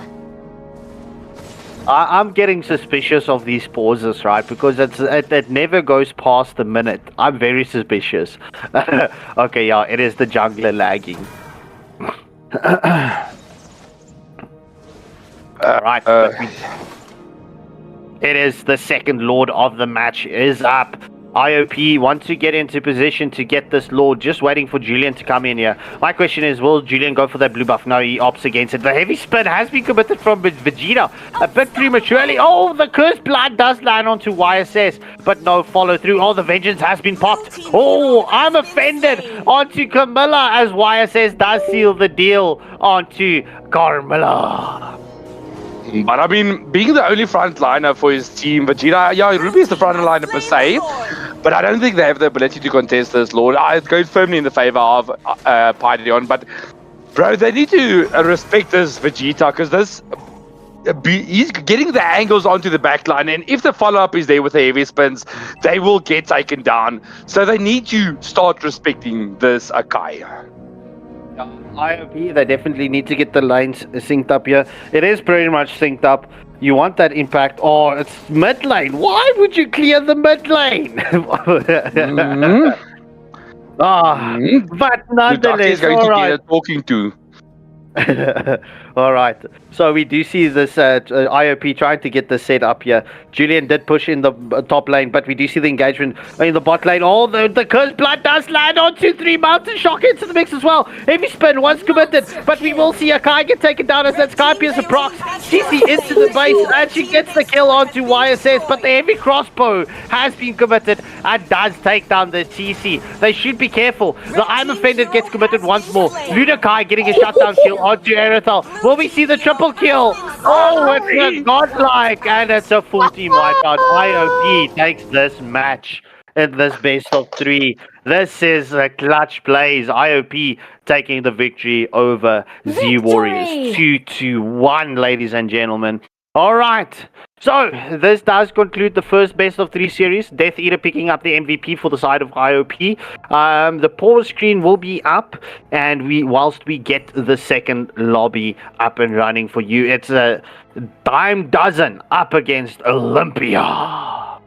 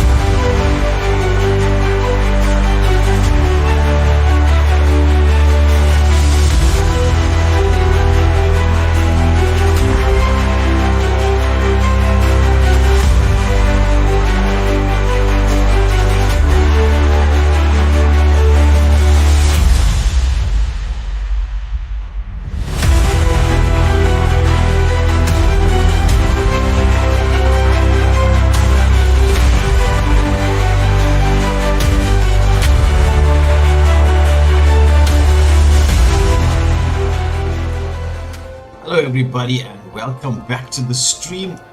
It's going to be the next game in Group A. It is a dime dozen from Kenya up against Olympia from Mauritius, and we're heading into, I think, have we done the lobby bans already? Yes, we have. The lobby bands coming in for the side of Dime Dozen was the Angela and CC, and Olympia responding with the Hayabusa and Lancelot. So everyone is ready. Good luck and have fun as we jump in to this first match in this next best of 3 series.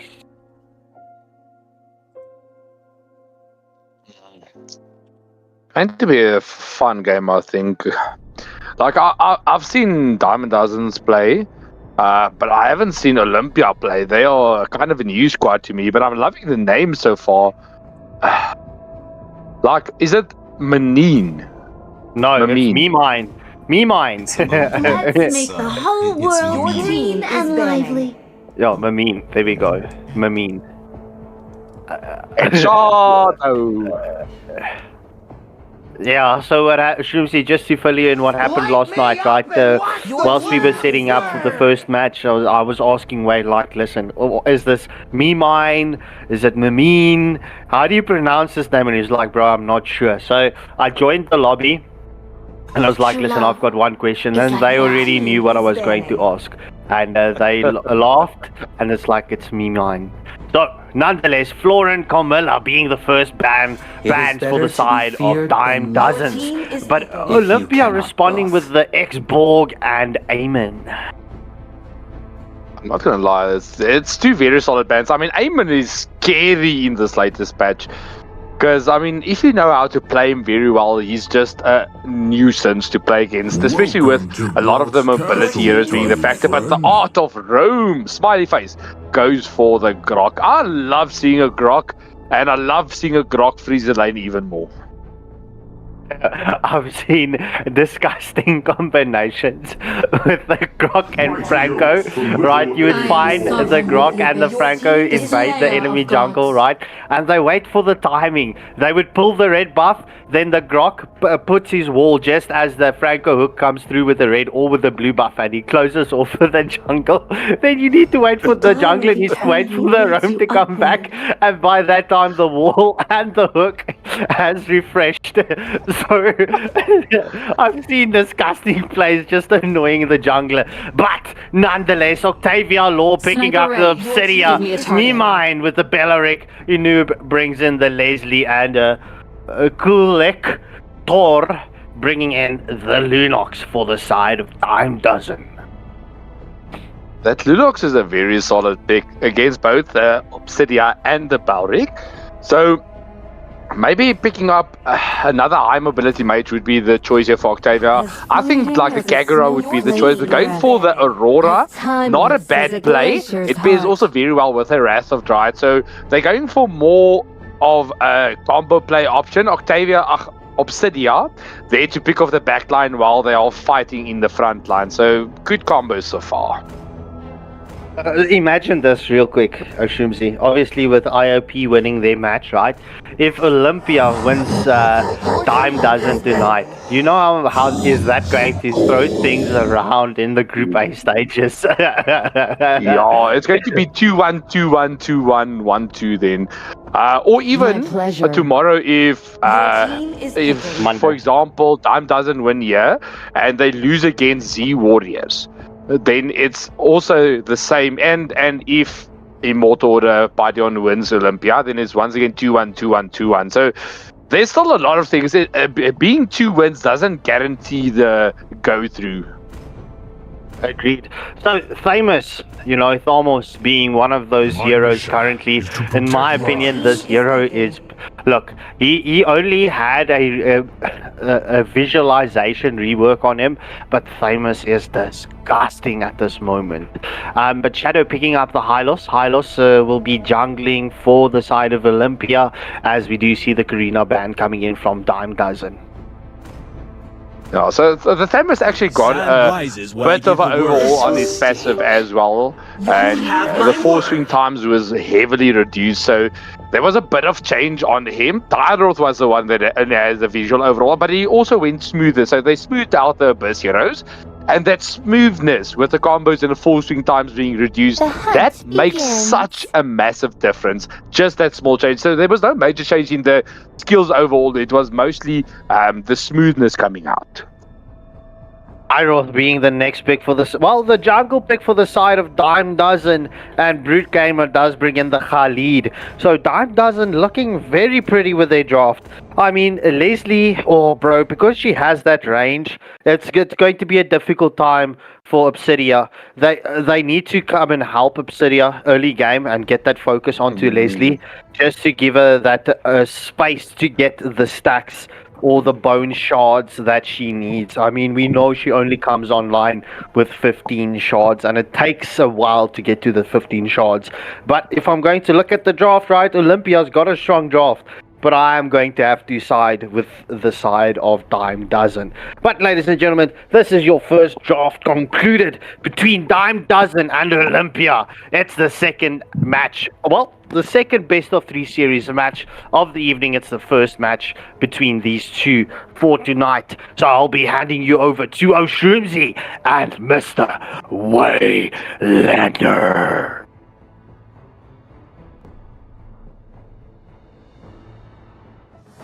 Welcome to Mobile Legends. It's alright. So, I mean, both the teams are very strong, so it's going to be a fun match coming out here. As the second best of 3 of the evening. This is the stage 2 of the group stages. Bro, I mean, okay, why you're alright, perfect, thanks. Well, it's an interesting lineup between the two teams. There's some picks, counter picks. Interesting with the Dyroth. I haven't seen a Dyroth in the jungle for a longest period of time. Selected obviously because of his ability to melt tanks. So Dime Dozen opting for the tank killers. One in the jungler, one with the mid laner as well.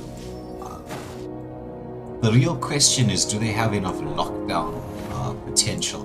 That may be a little bit missing from their draft, but if you're going to be using this pick-off style, as you can see a lot of pressure being placed here onto Octavia Law on that Obsidia, has to recoil and retreat to a little bit of safety.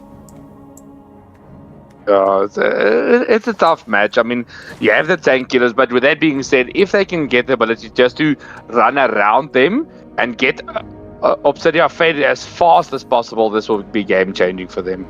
Yeah, it actually, in my opinion, around these objectives, a lot of it's going to come down to the Aurora. If she can land that frigid glacier on point, it's going to be difficult for Dime Dozen. So Olympia have to play around that. They don't want to get poked down too much. They want to create the space for their marksman to come online, who's going to be the, technically speaking, their only damage dealer. As we head to which is true.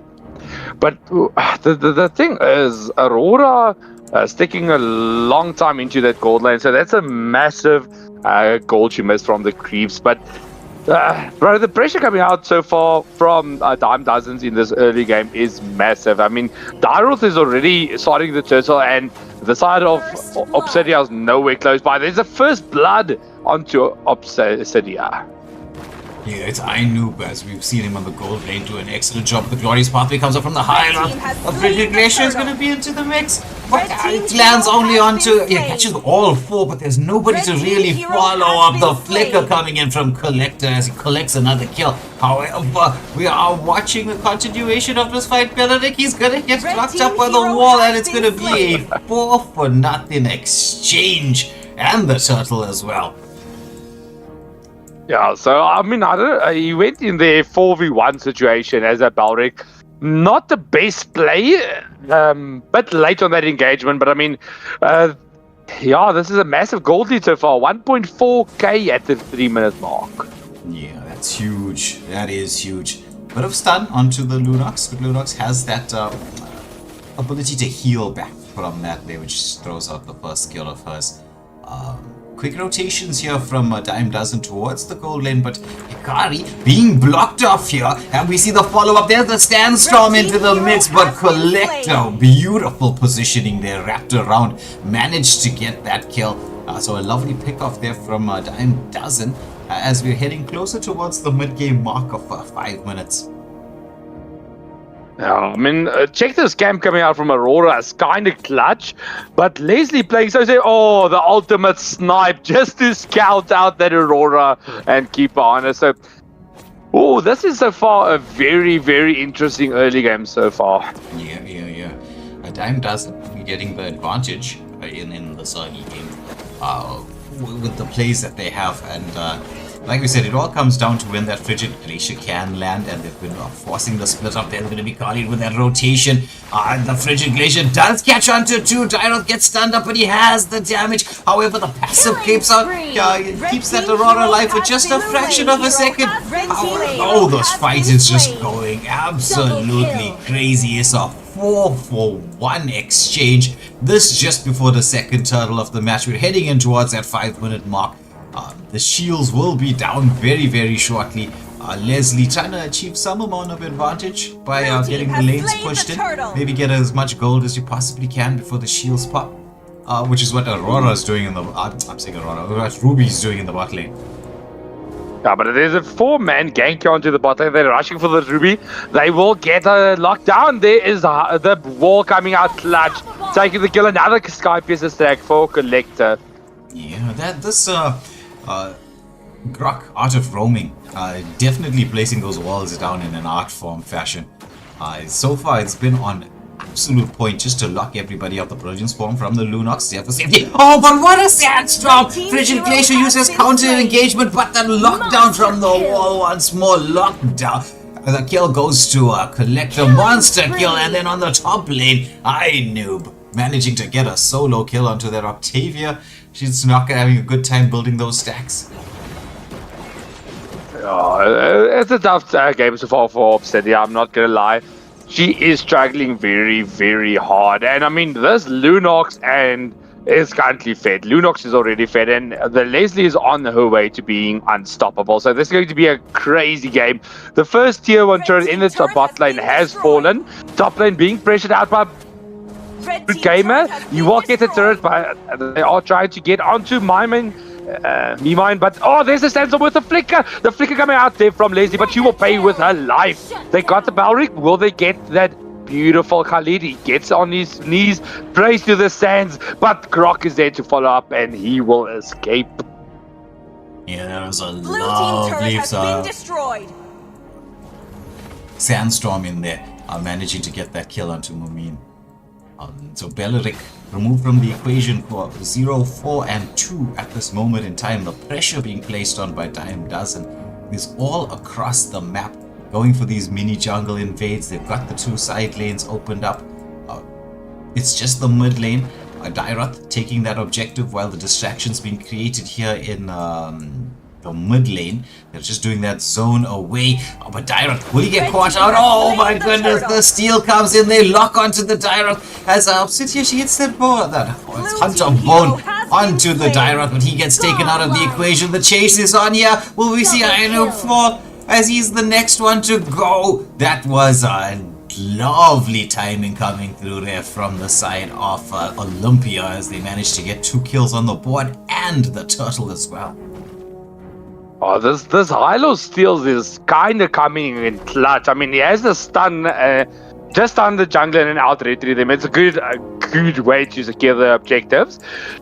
But the damage dealer is slowly but surely getting online from Olympia. If they can get the snowball, the comeback, I mean, it is a 3k gold lead almost in the favor of Diamond Dozen, but Olympia's not out of the question just yet. Yeah.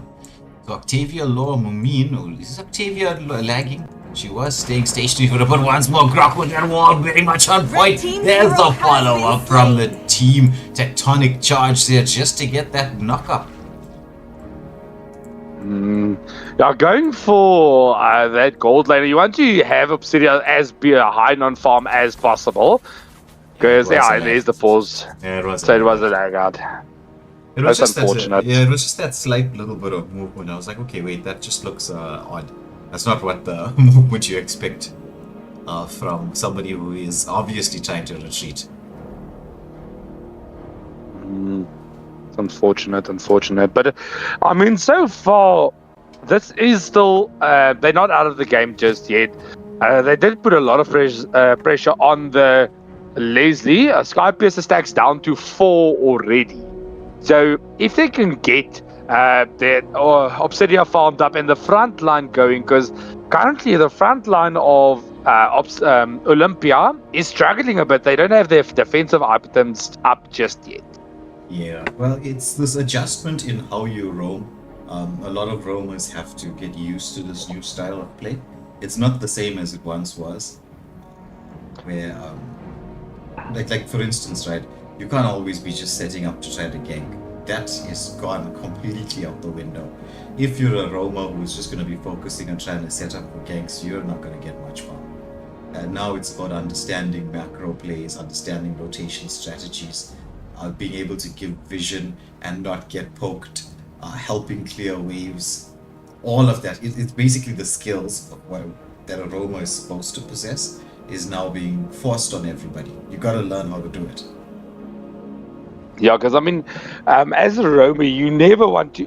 Usually, you help with a few skills on your first jungle buff, but with this change, you never want to be close to the jungle. What you want to do is get vision onto 3 or 4 enemies in the enemy jungle, get back, clear the wave, go give vision, clear the wave, go give vision, look for a gank. That is the rotation you want, because I mean, it's a quarter of a level in a level 1. It's a quarter of a level. If you reveal 4 enemies, you level 2. So, and it's 30 XP and gold per reveal. Yeah. So that is massive. Yeah, that's essentially what a roamer is supposed to do. So you remember we had this discussion, Trubsy, a while ago, as to the different roles and what you need. Like as a roamer, having mechanical skills is a bonus. It's not what you really need.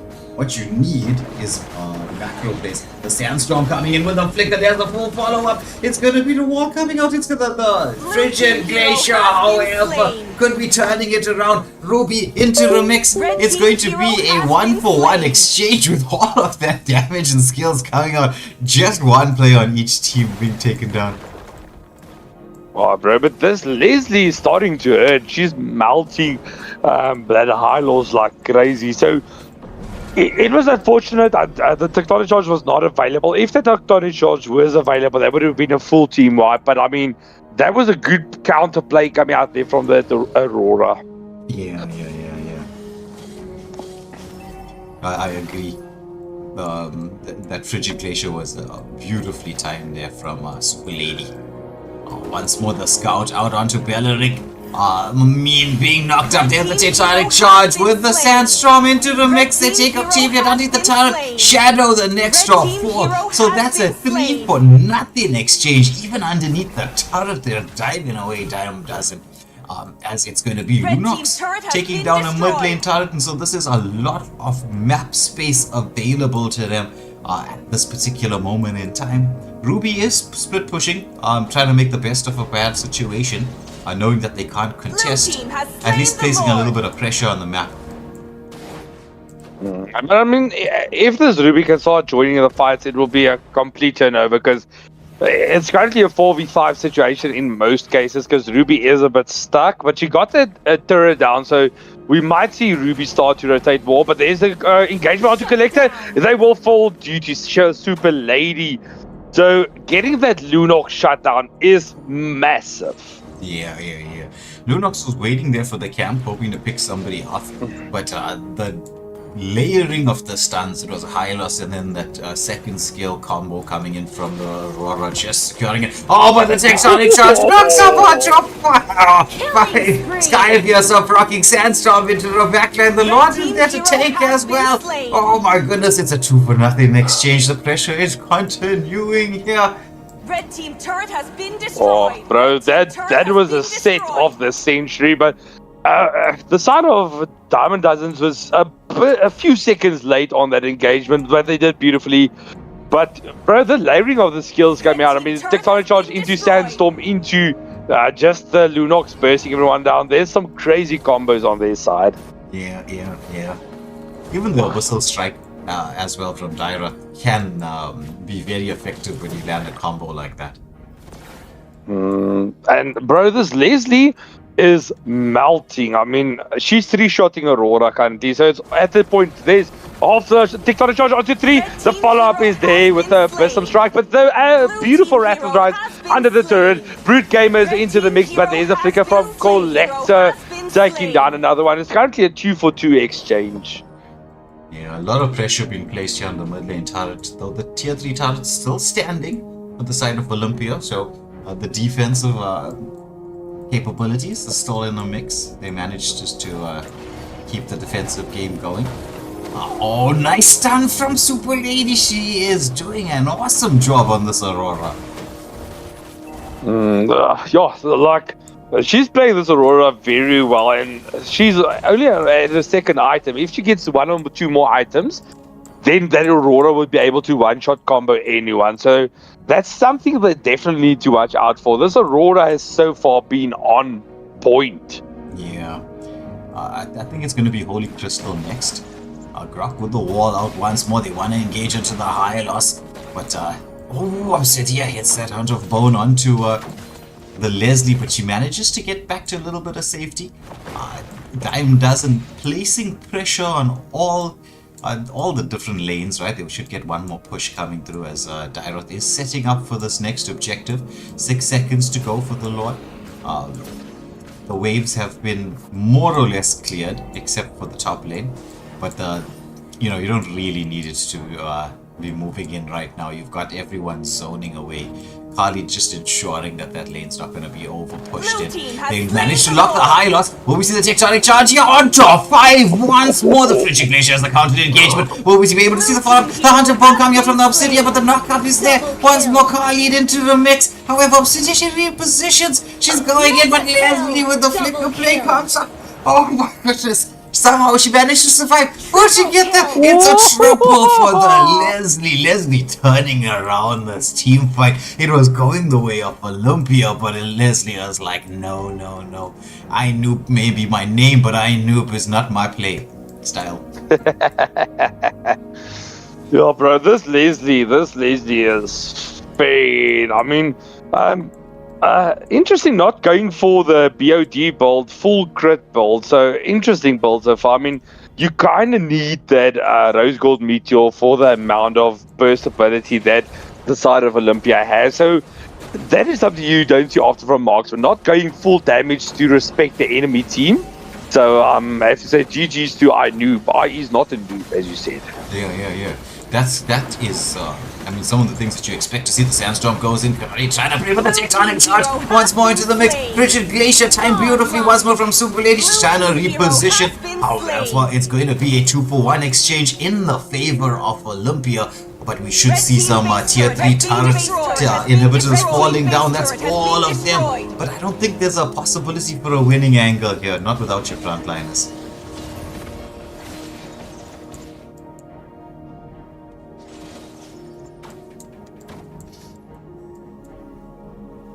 I think Shumzi might have Yeah, no, bro. It's yeah, but I mean that. No, never mind. McDonald's Wi-Fi. Yeah, there was no real winning angle once you lost your frontliners. But I suppose with the second lot of the game, you taking down the tier 3 turrets is a must.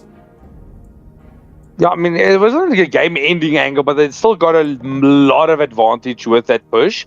And bro, this Grok with the tectonic charge has so far been on point, landing onto a minimum of 4 each and every time. So I would definitely want them to set up a little bit more with the Grok. The Sandstorm is also there. Once again, bro, these Oaks are just grouping up for free for Grok.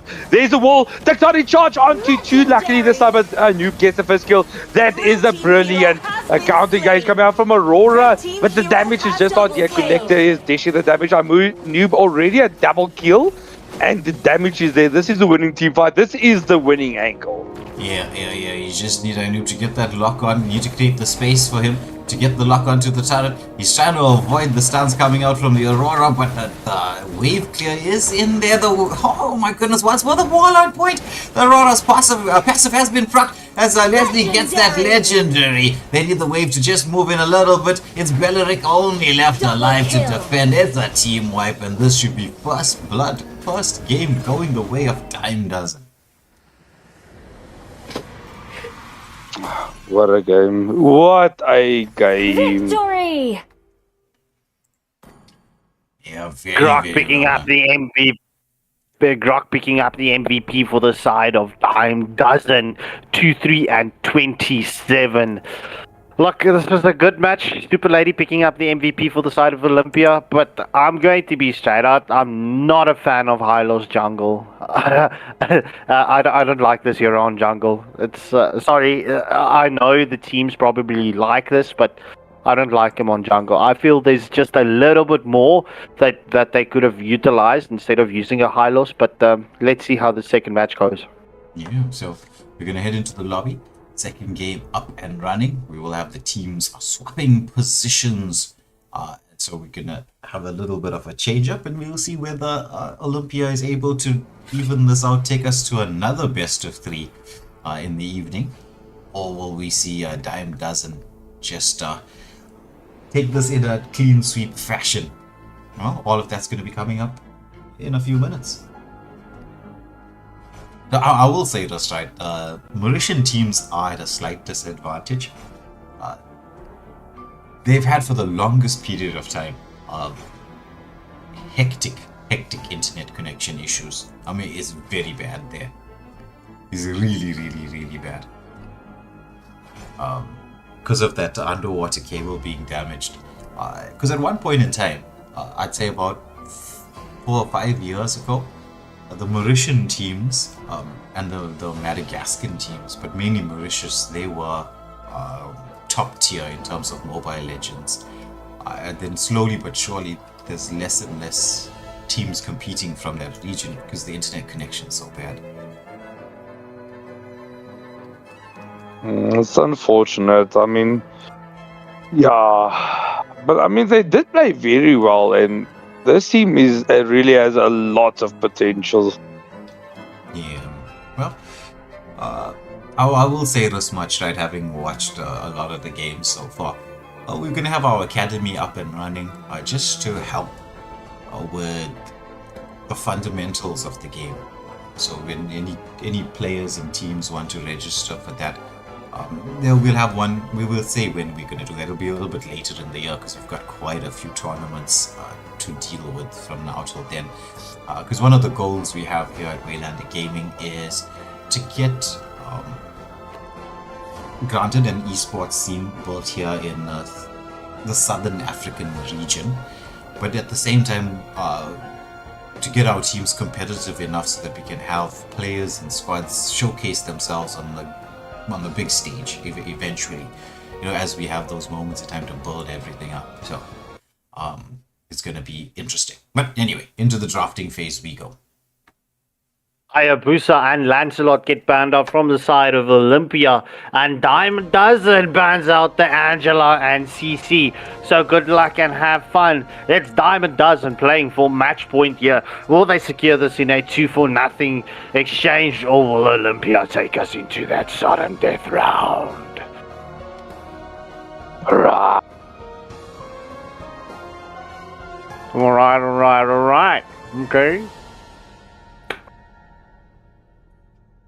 Oh, so I mean, playing from a deficit 0-1 on the match point for Dime Dozen. So Olympia has a lot of pressure on them. This is kind of the make or break match, because if they lose this match, they are so far 0-2, which puts them at a major disadvantage and potentially out of the tournament. So everything to play for now.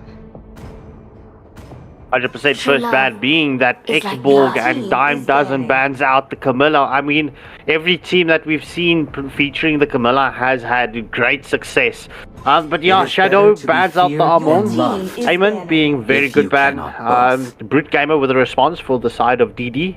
Dime Dozen Let's banning make up the the whole Florin. world green Your and team is lively. picking.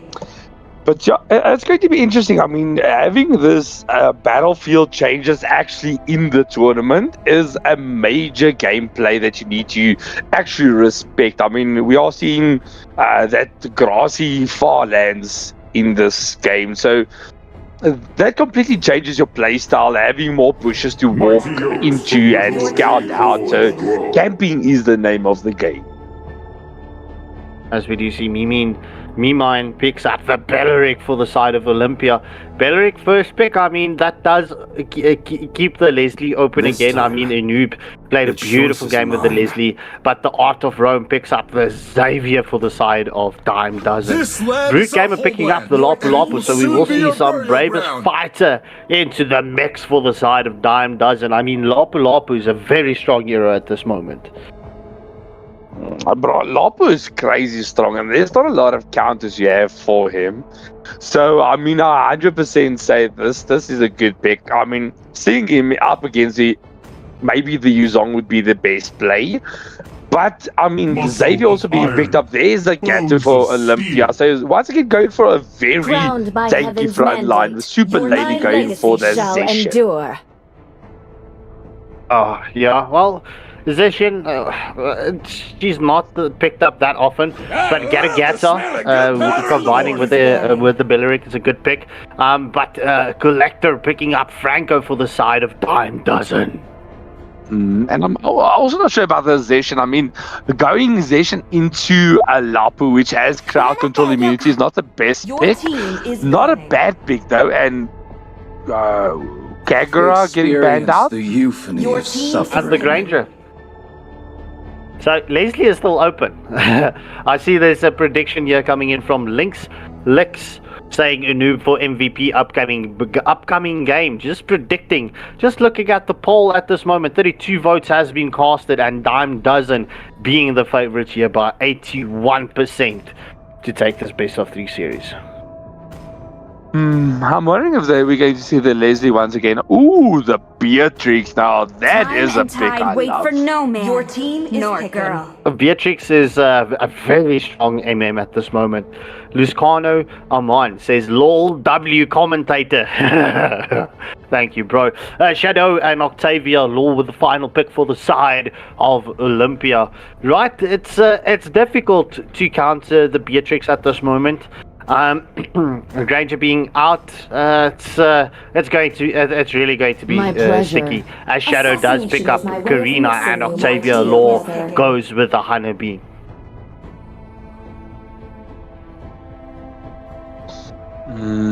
Yeah, and I'll be kind of good here. I mean, yeah, Anabi interesting pick. I'm never a fan of Anabi. And Karina also does do good against the Beatrix, but other than that, she does struggle if she doesn't snowball. Look, I mean, if you're looking at the Honeybee, right? Octavia Law did have problems with the ping in the previous match. So 100% I can understand the Honeybee pick coming in here, especially with that higher ping. So maybe it's with regards to that. But Valiant picking up the Nolan. It's been a moment since we've seen a Nolan. It's really been a minute. So, ladies and gentlemen, this does conclude the second match's draft. Which side are you favoring? Type it out there in the chat and let's see. Please hit that like, share, and subscribe button, and let's go, ladies and gentlemen. I'm super excited for this second match. Yeah, it's going to be a cracker of a game. Very interesting drafts coming through from both teams. I am liking the Belleric Gatto combination. They can work quite nicely. Karina, well, we got to see Karina yesterday in the jungle. I'm not the biggest fan of Karina in the jungle, but hey, if she can get that snowball going, she can melt a backline like it's nobody's business, because she does dish out a bit of true damage. However, the Franco is the real problem causer for a Karina. If he gets that bloody hunt onto you, this is going to be GG's. See you at the base. Shortcut. Welcome Straight back to the Mobile fountain. Legends. But into So, the ladies game and gentlemen, we go. 5 seconds till the enemy Yeah, reaches let's the go. battlefield. Smash them. Mameen might be All lagging. troops No. deployed. You know, the start of the game always makes me a little bit worried. Because sometimes it takes a little bit of time to load in. As you saw, Mameen was just standing around. Franco, this is Franco doing what Franco does best. He's recall spamming. We can see it. He's waiting for the hook. This is a beautiful hook. Will he get the buff? Oh, there's the hook. Basic attack. Ah, so no. Karina got it. The burn. The burn. Oh my goodness. Oh, I actually thought that he got it there. I really thought he got it there. he should have just basic attacked immediately, but I mean, he didn't think it was going to be that low. But once again, beautiful hook onto Super Lady. The flicker comes out. Yeah, the rotation in there from a Brute Gamer as well. So Labu using that advantage that he has in terms of your wave clear getting across. Franco once more. He's into the mix. He's going to be using the hook dash. Is he going to get it? Okay, we paused at this moment in time. This is very anticlimactic, I must admit. He got the Balric, unfortunately. Is it on the builder? So, yeah, it's on the Balric. You can see he's stunned in the animation. So, yeah, I didn't get on to the buff, unfortunately. But these hooks from Collector has been crazy thus far. I think it's onto the Karina.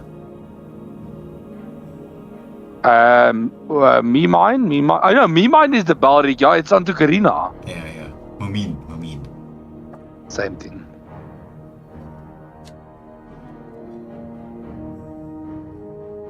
And that's the Karina taker. But as long as Beleric is close by, the buff's not going to get reset.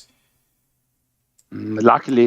But I mean, bro, a Collector is being an irritation. This is what you wanted Franco to be. Just irritate the whole buff. Once again, there's a flicker hook onto Super Lady. Will Xavier have the stun? He's just a second away, but luckily his team is there to follow up. Oh! Yeah. So no first blood. Oh, Karina goes in. She's trying to get somebody done. My goodness, how did she escape this? She turns around, goes back in. It's going to be her first blood kill onto Nolan.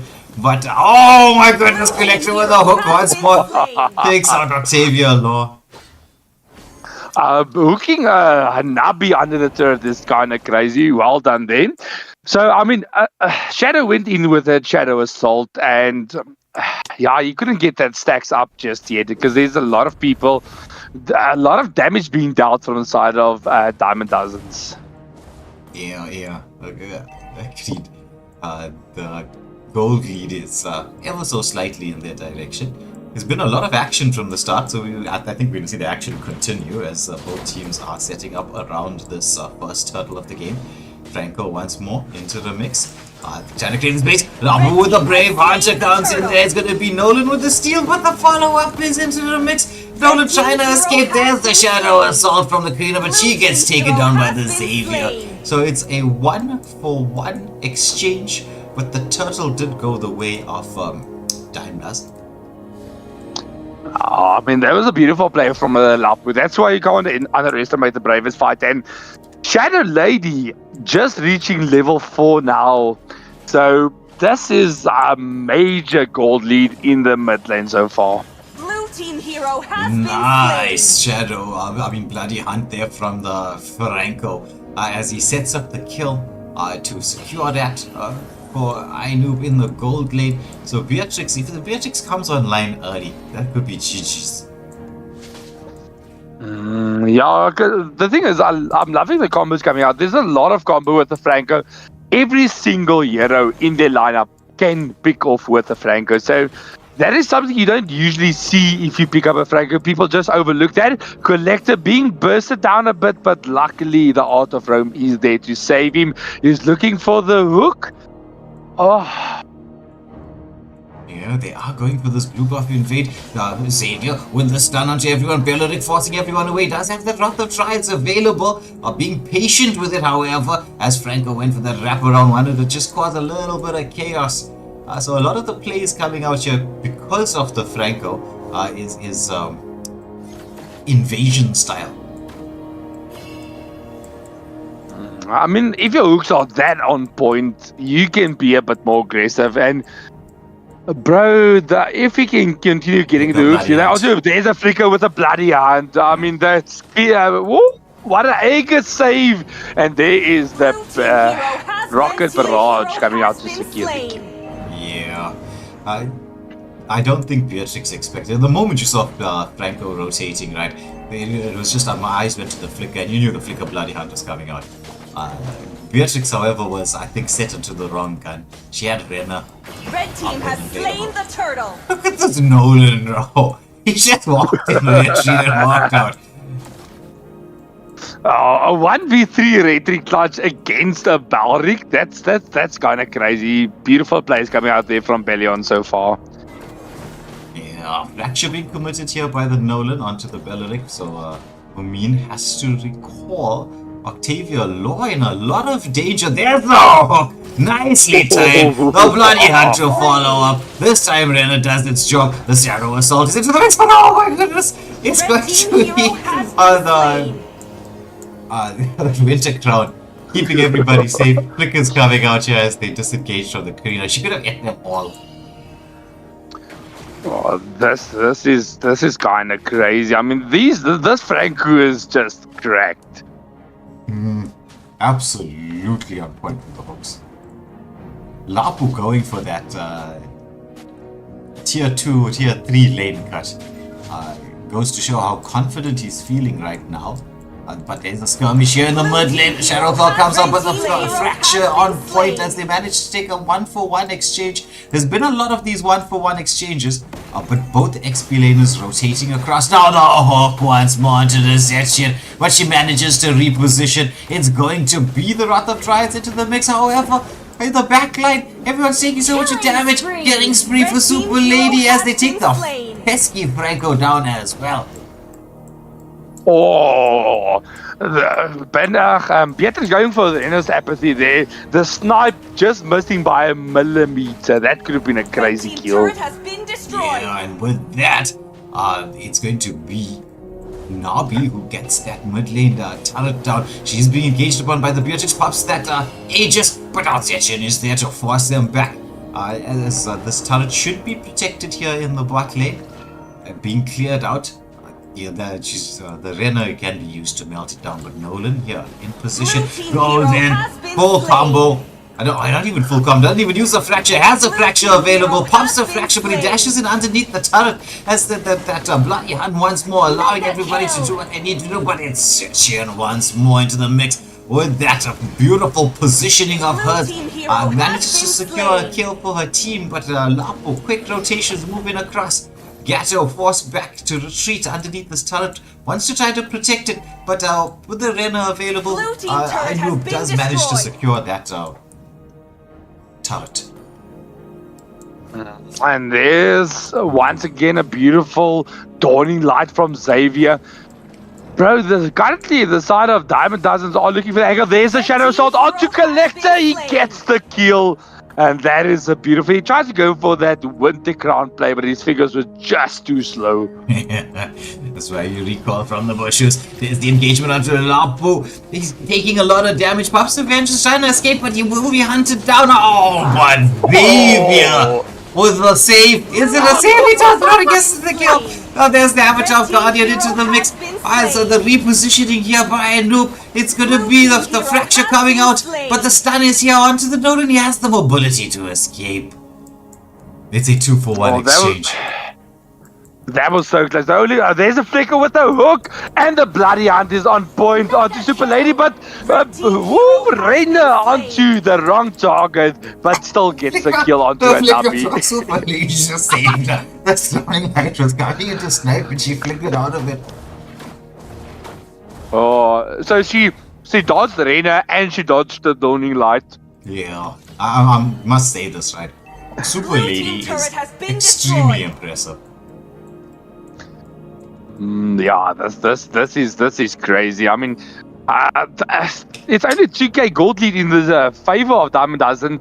The map presence is on the side lanes in their favor, but the mid lane has been pushed out by Olympia. There's a hook once again onto Hikari, but I mean, it's a Gato. That's not the target you currently want to get your hook onto. Avatar of Guardian onto Natalia, and I think this will be a fight they are leaving. The Lord is up. Yeah, Blushing Menace with the super chat. Thank you for the support, Blushing Menace. It's much appreciated. Yeah, I think Olympia will have to try to delay this. Lord, you need that Avatar of Guardian to be online. They've only got the Benedict. Down. Oh, there's a shutdown kill. The Shadow Assault dancing in and out, but oh my goodness, Shadow gets taken down. And Navi as well. Who's going to be winning this fight? It's a 2-for-2 exchange so far. Gato trying to chase down the Xavier. He gets the stun in, but Nolan, he waited patiently. He got the fracture off. I mean, escaping with like half HP. I can't even say 1 HP escape. Somehow has escaped. And there's going to be the Fury of the Phoenix coming out, just keeping everybody away. Oh, bro, that is crazy. That ultimate Dawning Light is available, but it's a few seconds. There's Collector being taken down by Super Lady and Hikari. This Zetchian is 4, 0, and 5. I don't think anybody else. Super Lady is crazy. Yeah. But at the same time, right, the Art of Roaming is 3, 1, and 10. So these mid laners are really pulling a performance here. And with that also being said, they are giving the advantage to Octavia, allowing Anabi to split push because Anabi needs to farm up. She is going for the Trinity build, but only has one of the Trinity items online so far. There is the ult coming out from Zeshan. Fracture is on point, but they're going to steal the Lord. The zoning is there. Will they get it? No, Bennis Rage steals the turtle, and there is Shadow taken down. No, just dancing around. Kill. Oh, however, the team fight is turning around. It's a 3-for-0 exchange, even though they lost the Lord. They're chasing this Beatrix down until Dawning Light is into the mix. Gato wants to go for the chase. Everybody is so low. So they managed to take the Lord. Dime doesn't, but they paid the price for it. Look at that. I know. He's hightailing it with, like, look at that health bar. Yo, that's kind of crazy. Yeah, they got the Lord, but lost the fight and 3 members with it. Luckily, the respawn time is still very low, so it's still an easy comeback. Everyone is still back for this major Lord push. They might not get as much advantage, but they still can get a tier 2 turret if they position properly. Yeah. They could be able to. Could. But map control, I will say, is in the side of Olympia at this moment in time. The way things are setting up right now, we could be heading into a game 3, but the chase is on. Labu, I don't think you want to commit your bravest fighter onto a Hanabi very early on. Oh, Franco with the hook, but this time onto the Belleric. However, if the fracture doesn't manage to catch out Octavia, what is going to be? Xavier with a light bolt to the head. And the hook onto the Zetchian once more. That's Dime Dozen. They're turning this fight around. They're back into the mix. The fracture comes out. It's a mega kill going the way of Xavier. The chase is on. It's going to be once more that rocket barrage coming in from that. I knew on the Beatrix. Can they take the mid lane turret down? This is the opportunity to do it. Yeah, they definitely have the opportunity. There's a lot of pressure being put in by Diamond Dozen now. The map pressure was fairly in the favor of Octavia, but there's once again the hook bloody onto point, and this will be Shadow being taken down. The hook onto Anabi as well, but Anabi has the Aegis, but will fall. I mean, Franco one shot, Billion one shot, barely escaping. This Franco is an MVP. MVP performance. That is absolutely nuts from him. I'd like to see what his the rate on him landing the hook is. It must be something crazy high.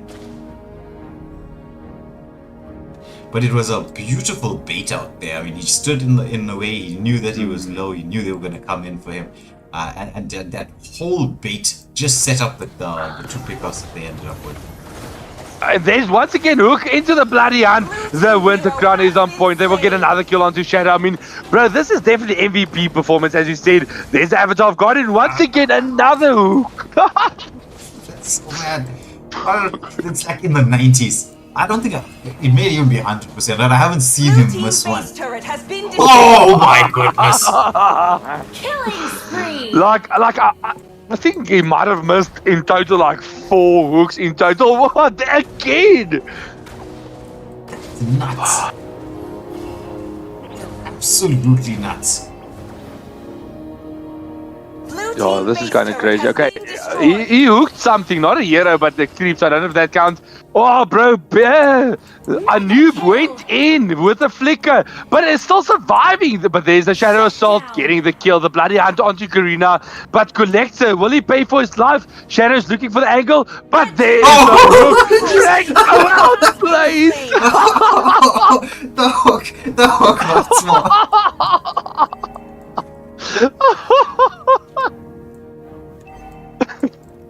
Oh my word.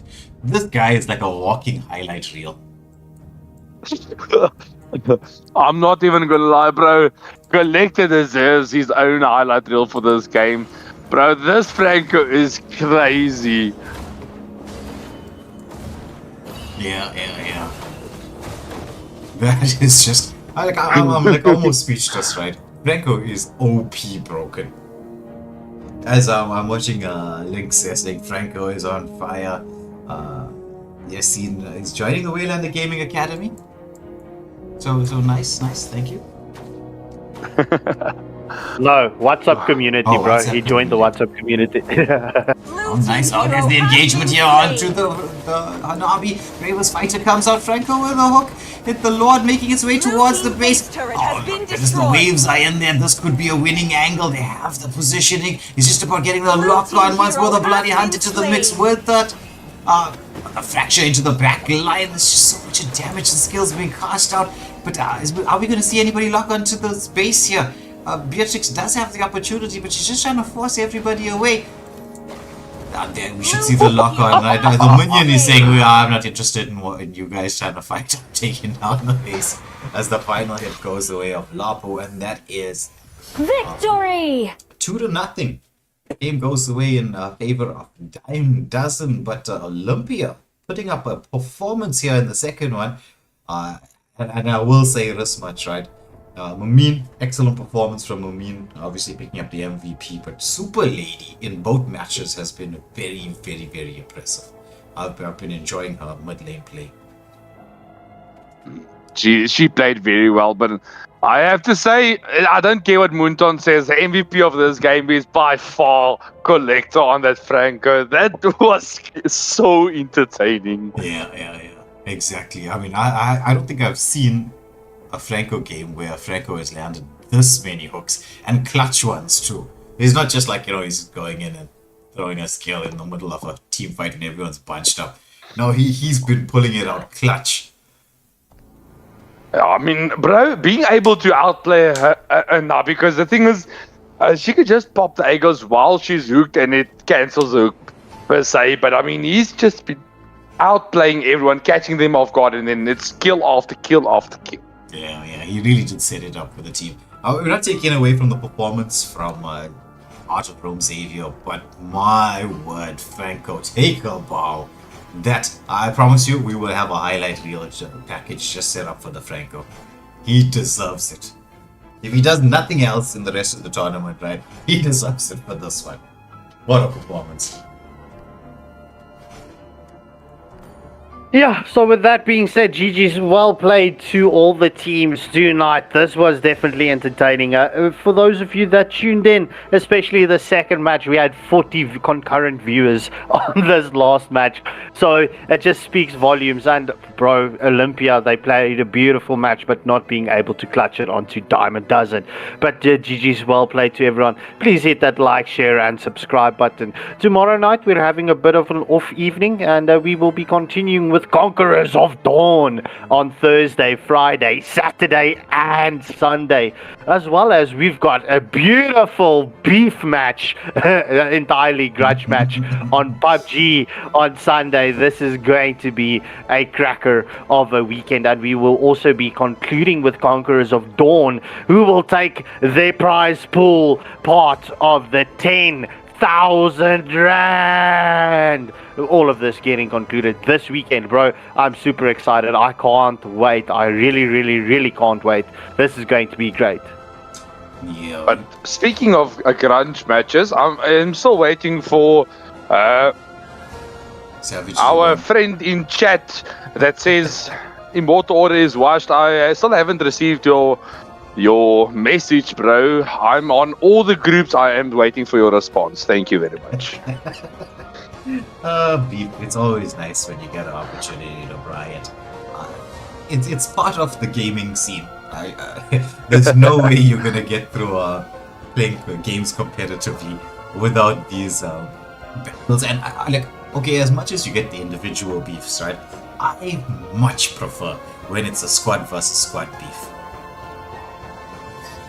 It's just it makes it fun because I'm not gonna lie. Immortal Order has had the biggest friendly beef. Our biggest friendly rival has been for months and months on end was NWO before they disbanded into the two different groups. They were our first opponents in a tournament, and since then it's been back and forth beef since then. Friendly competition, of course, but we've been out for throats ever since then until they disbanded. Yeah, it makes life entertaining. Because imagine if everything just goes smoothly. You play a game, shake everybody's hands, and carry on. I'm not saying sportsmanship is not an important thing. It is, but part of sportsmanship, or at least alongside sportsmanship, we also get gamesmanship, where you try to get into your opponent's heads a little bit, mess up their strategies. Because an angry opponent is a dumb opponent. They're going to overextend. They're going to do things you don't expect them or they wouldn't normally do, because they want to prove a point. So gamesmanship is like a massive tool that you can use. True. Okay.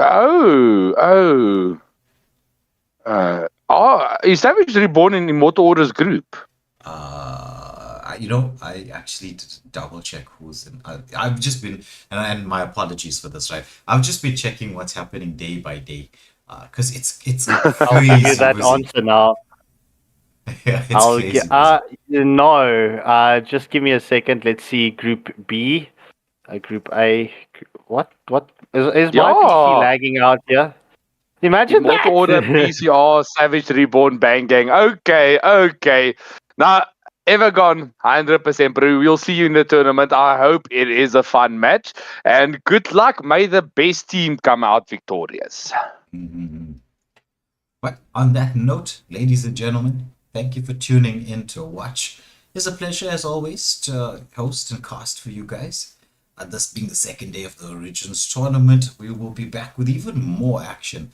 Origins, Conquerors of Dawn, Carnage Network, for the PUBG scene. We've also got some Call of Duty streams coming up on Sunday as well. So it's action for the rest of the week. So if you want to see that action, be part of the community, go and check out our socials. It's in the channel description. We've got WhatsApp, Discord, Facebook, come and join the socials. You'll get to know when the tournaments are coming up, so you get your registration forms. Sadly, we don't have any tournaments for registration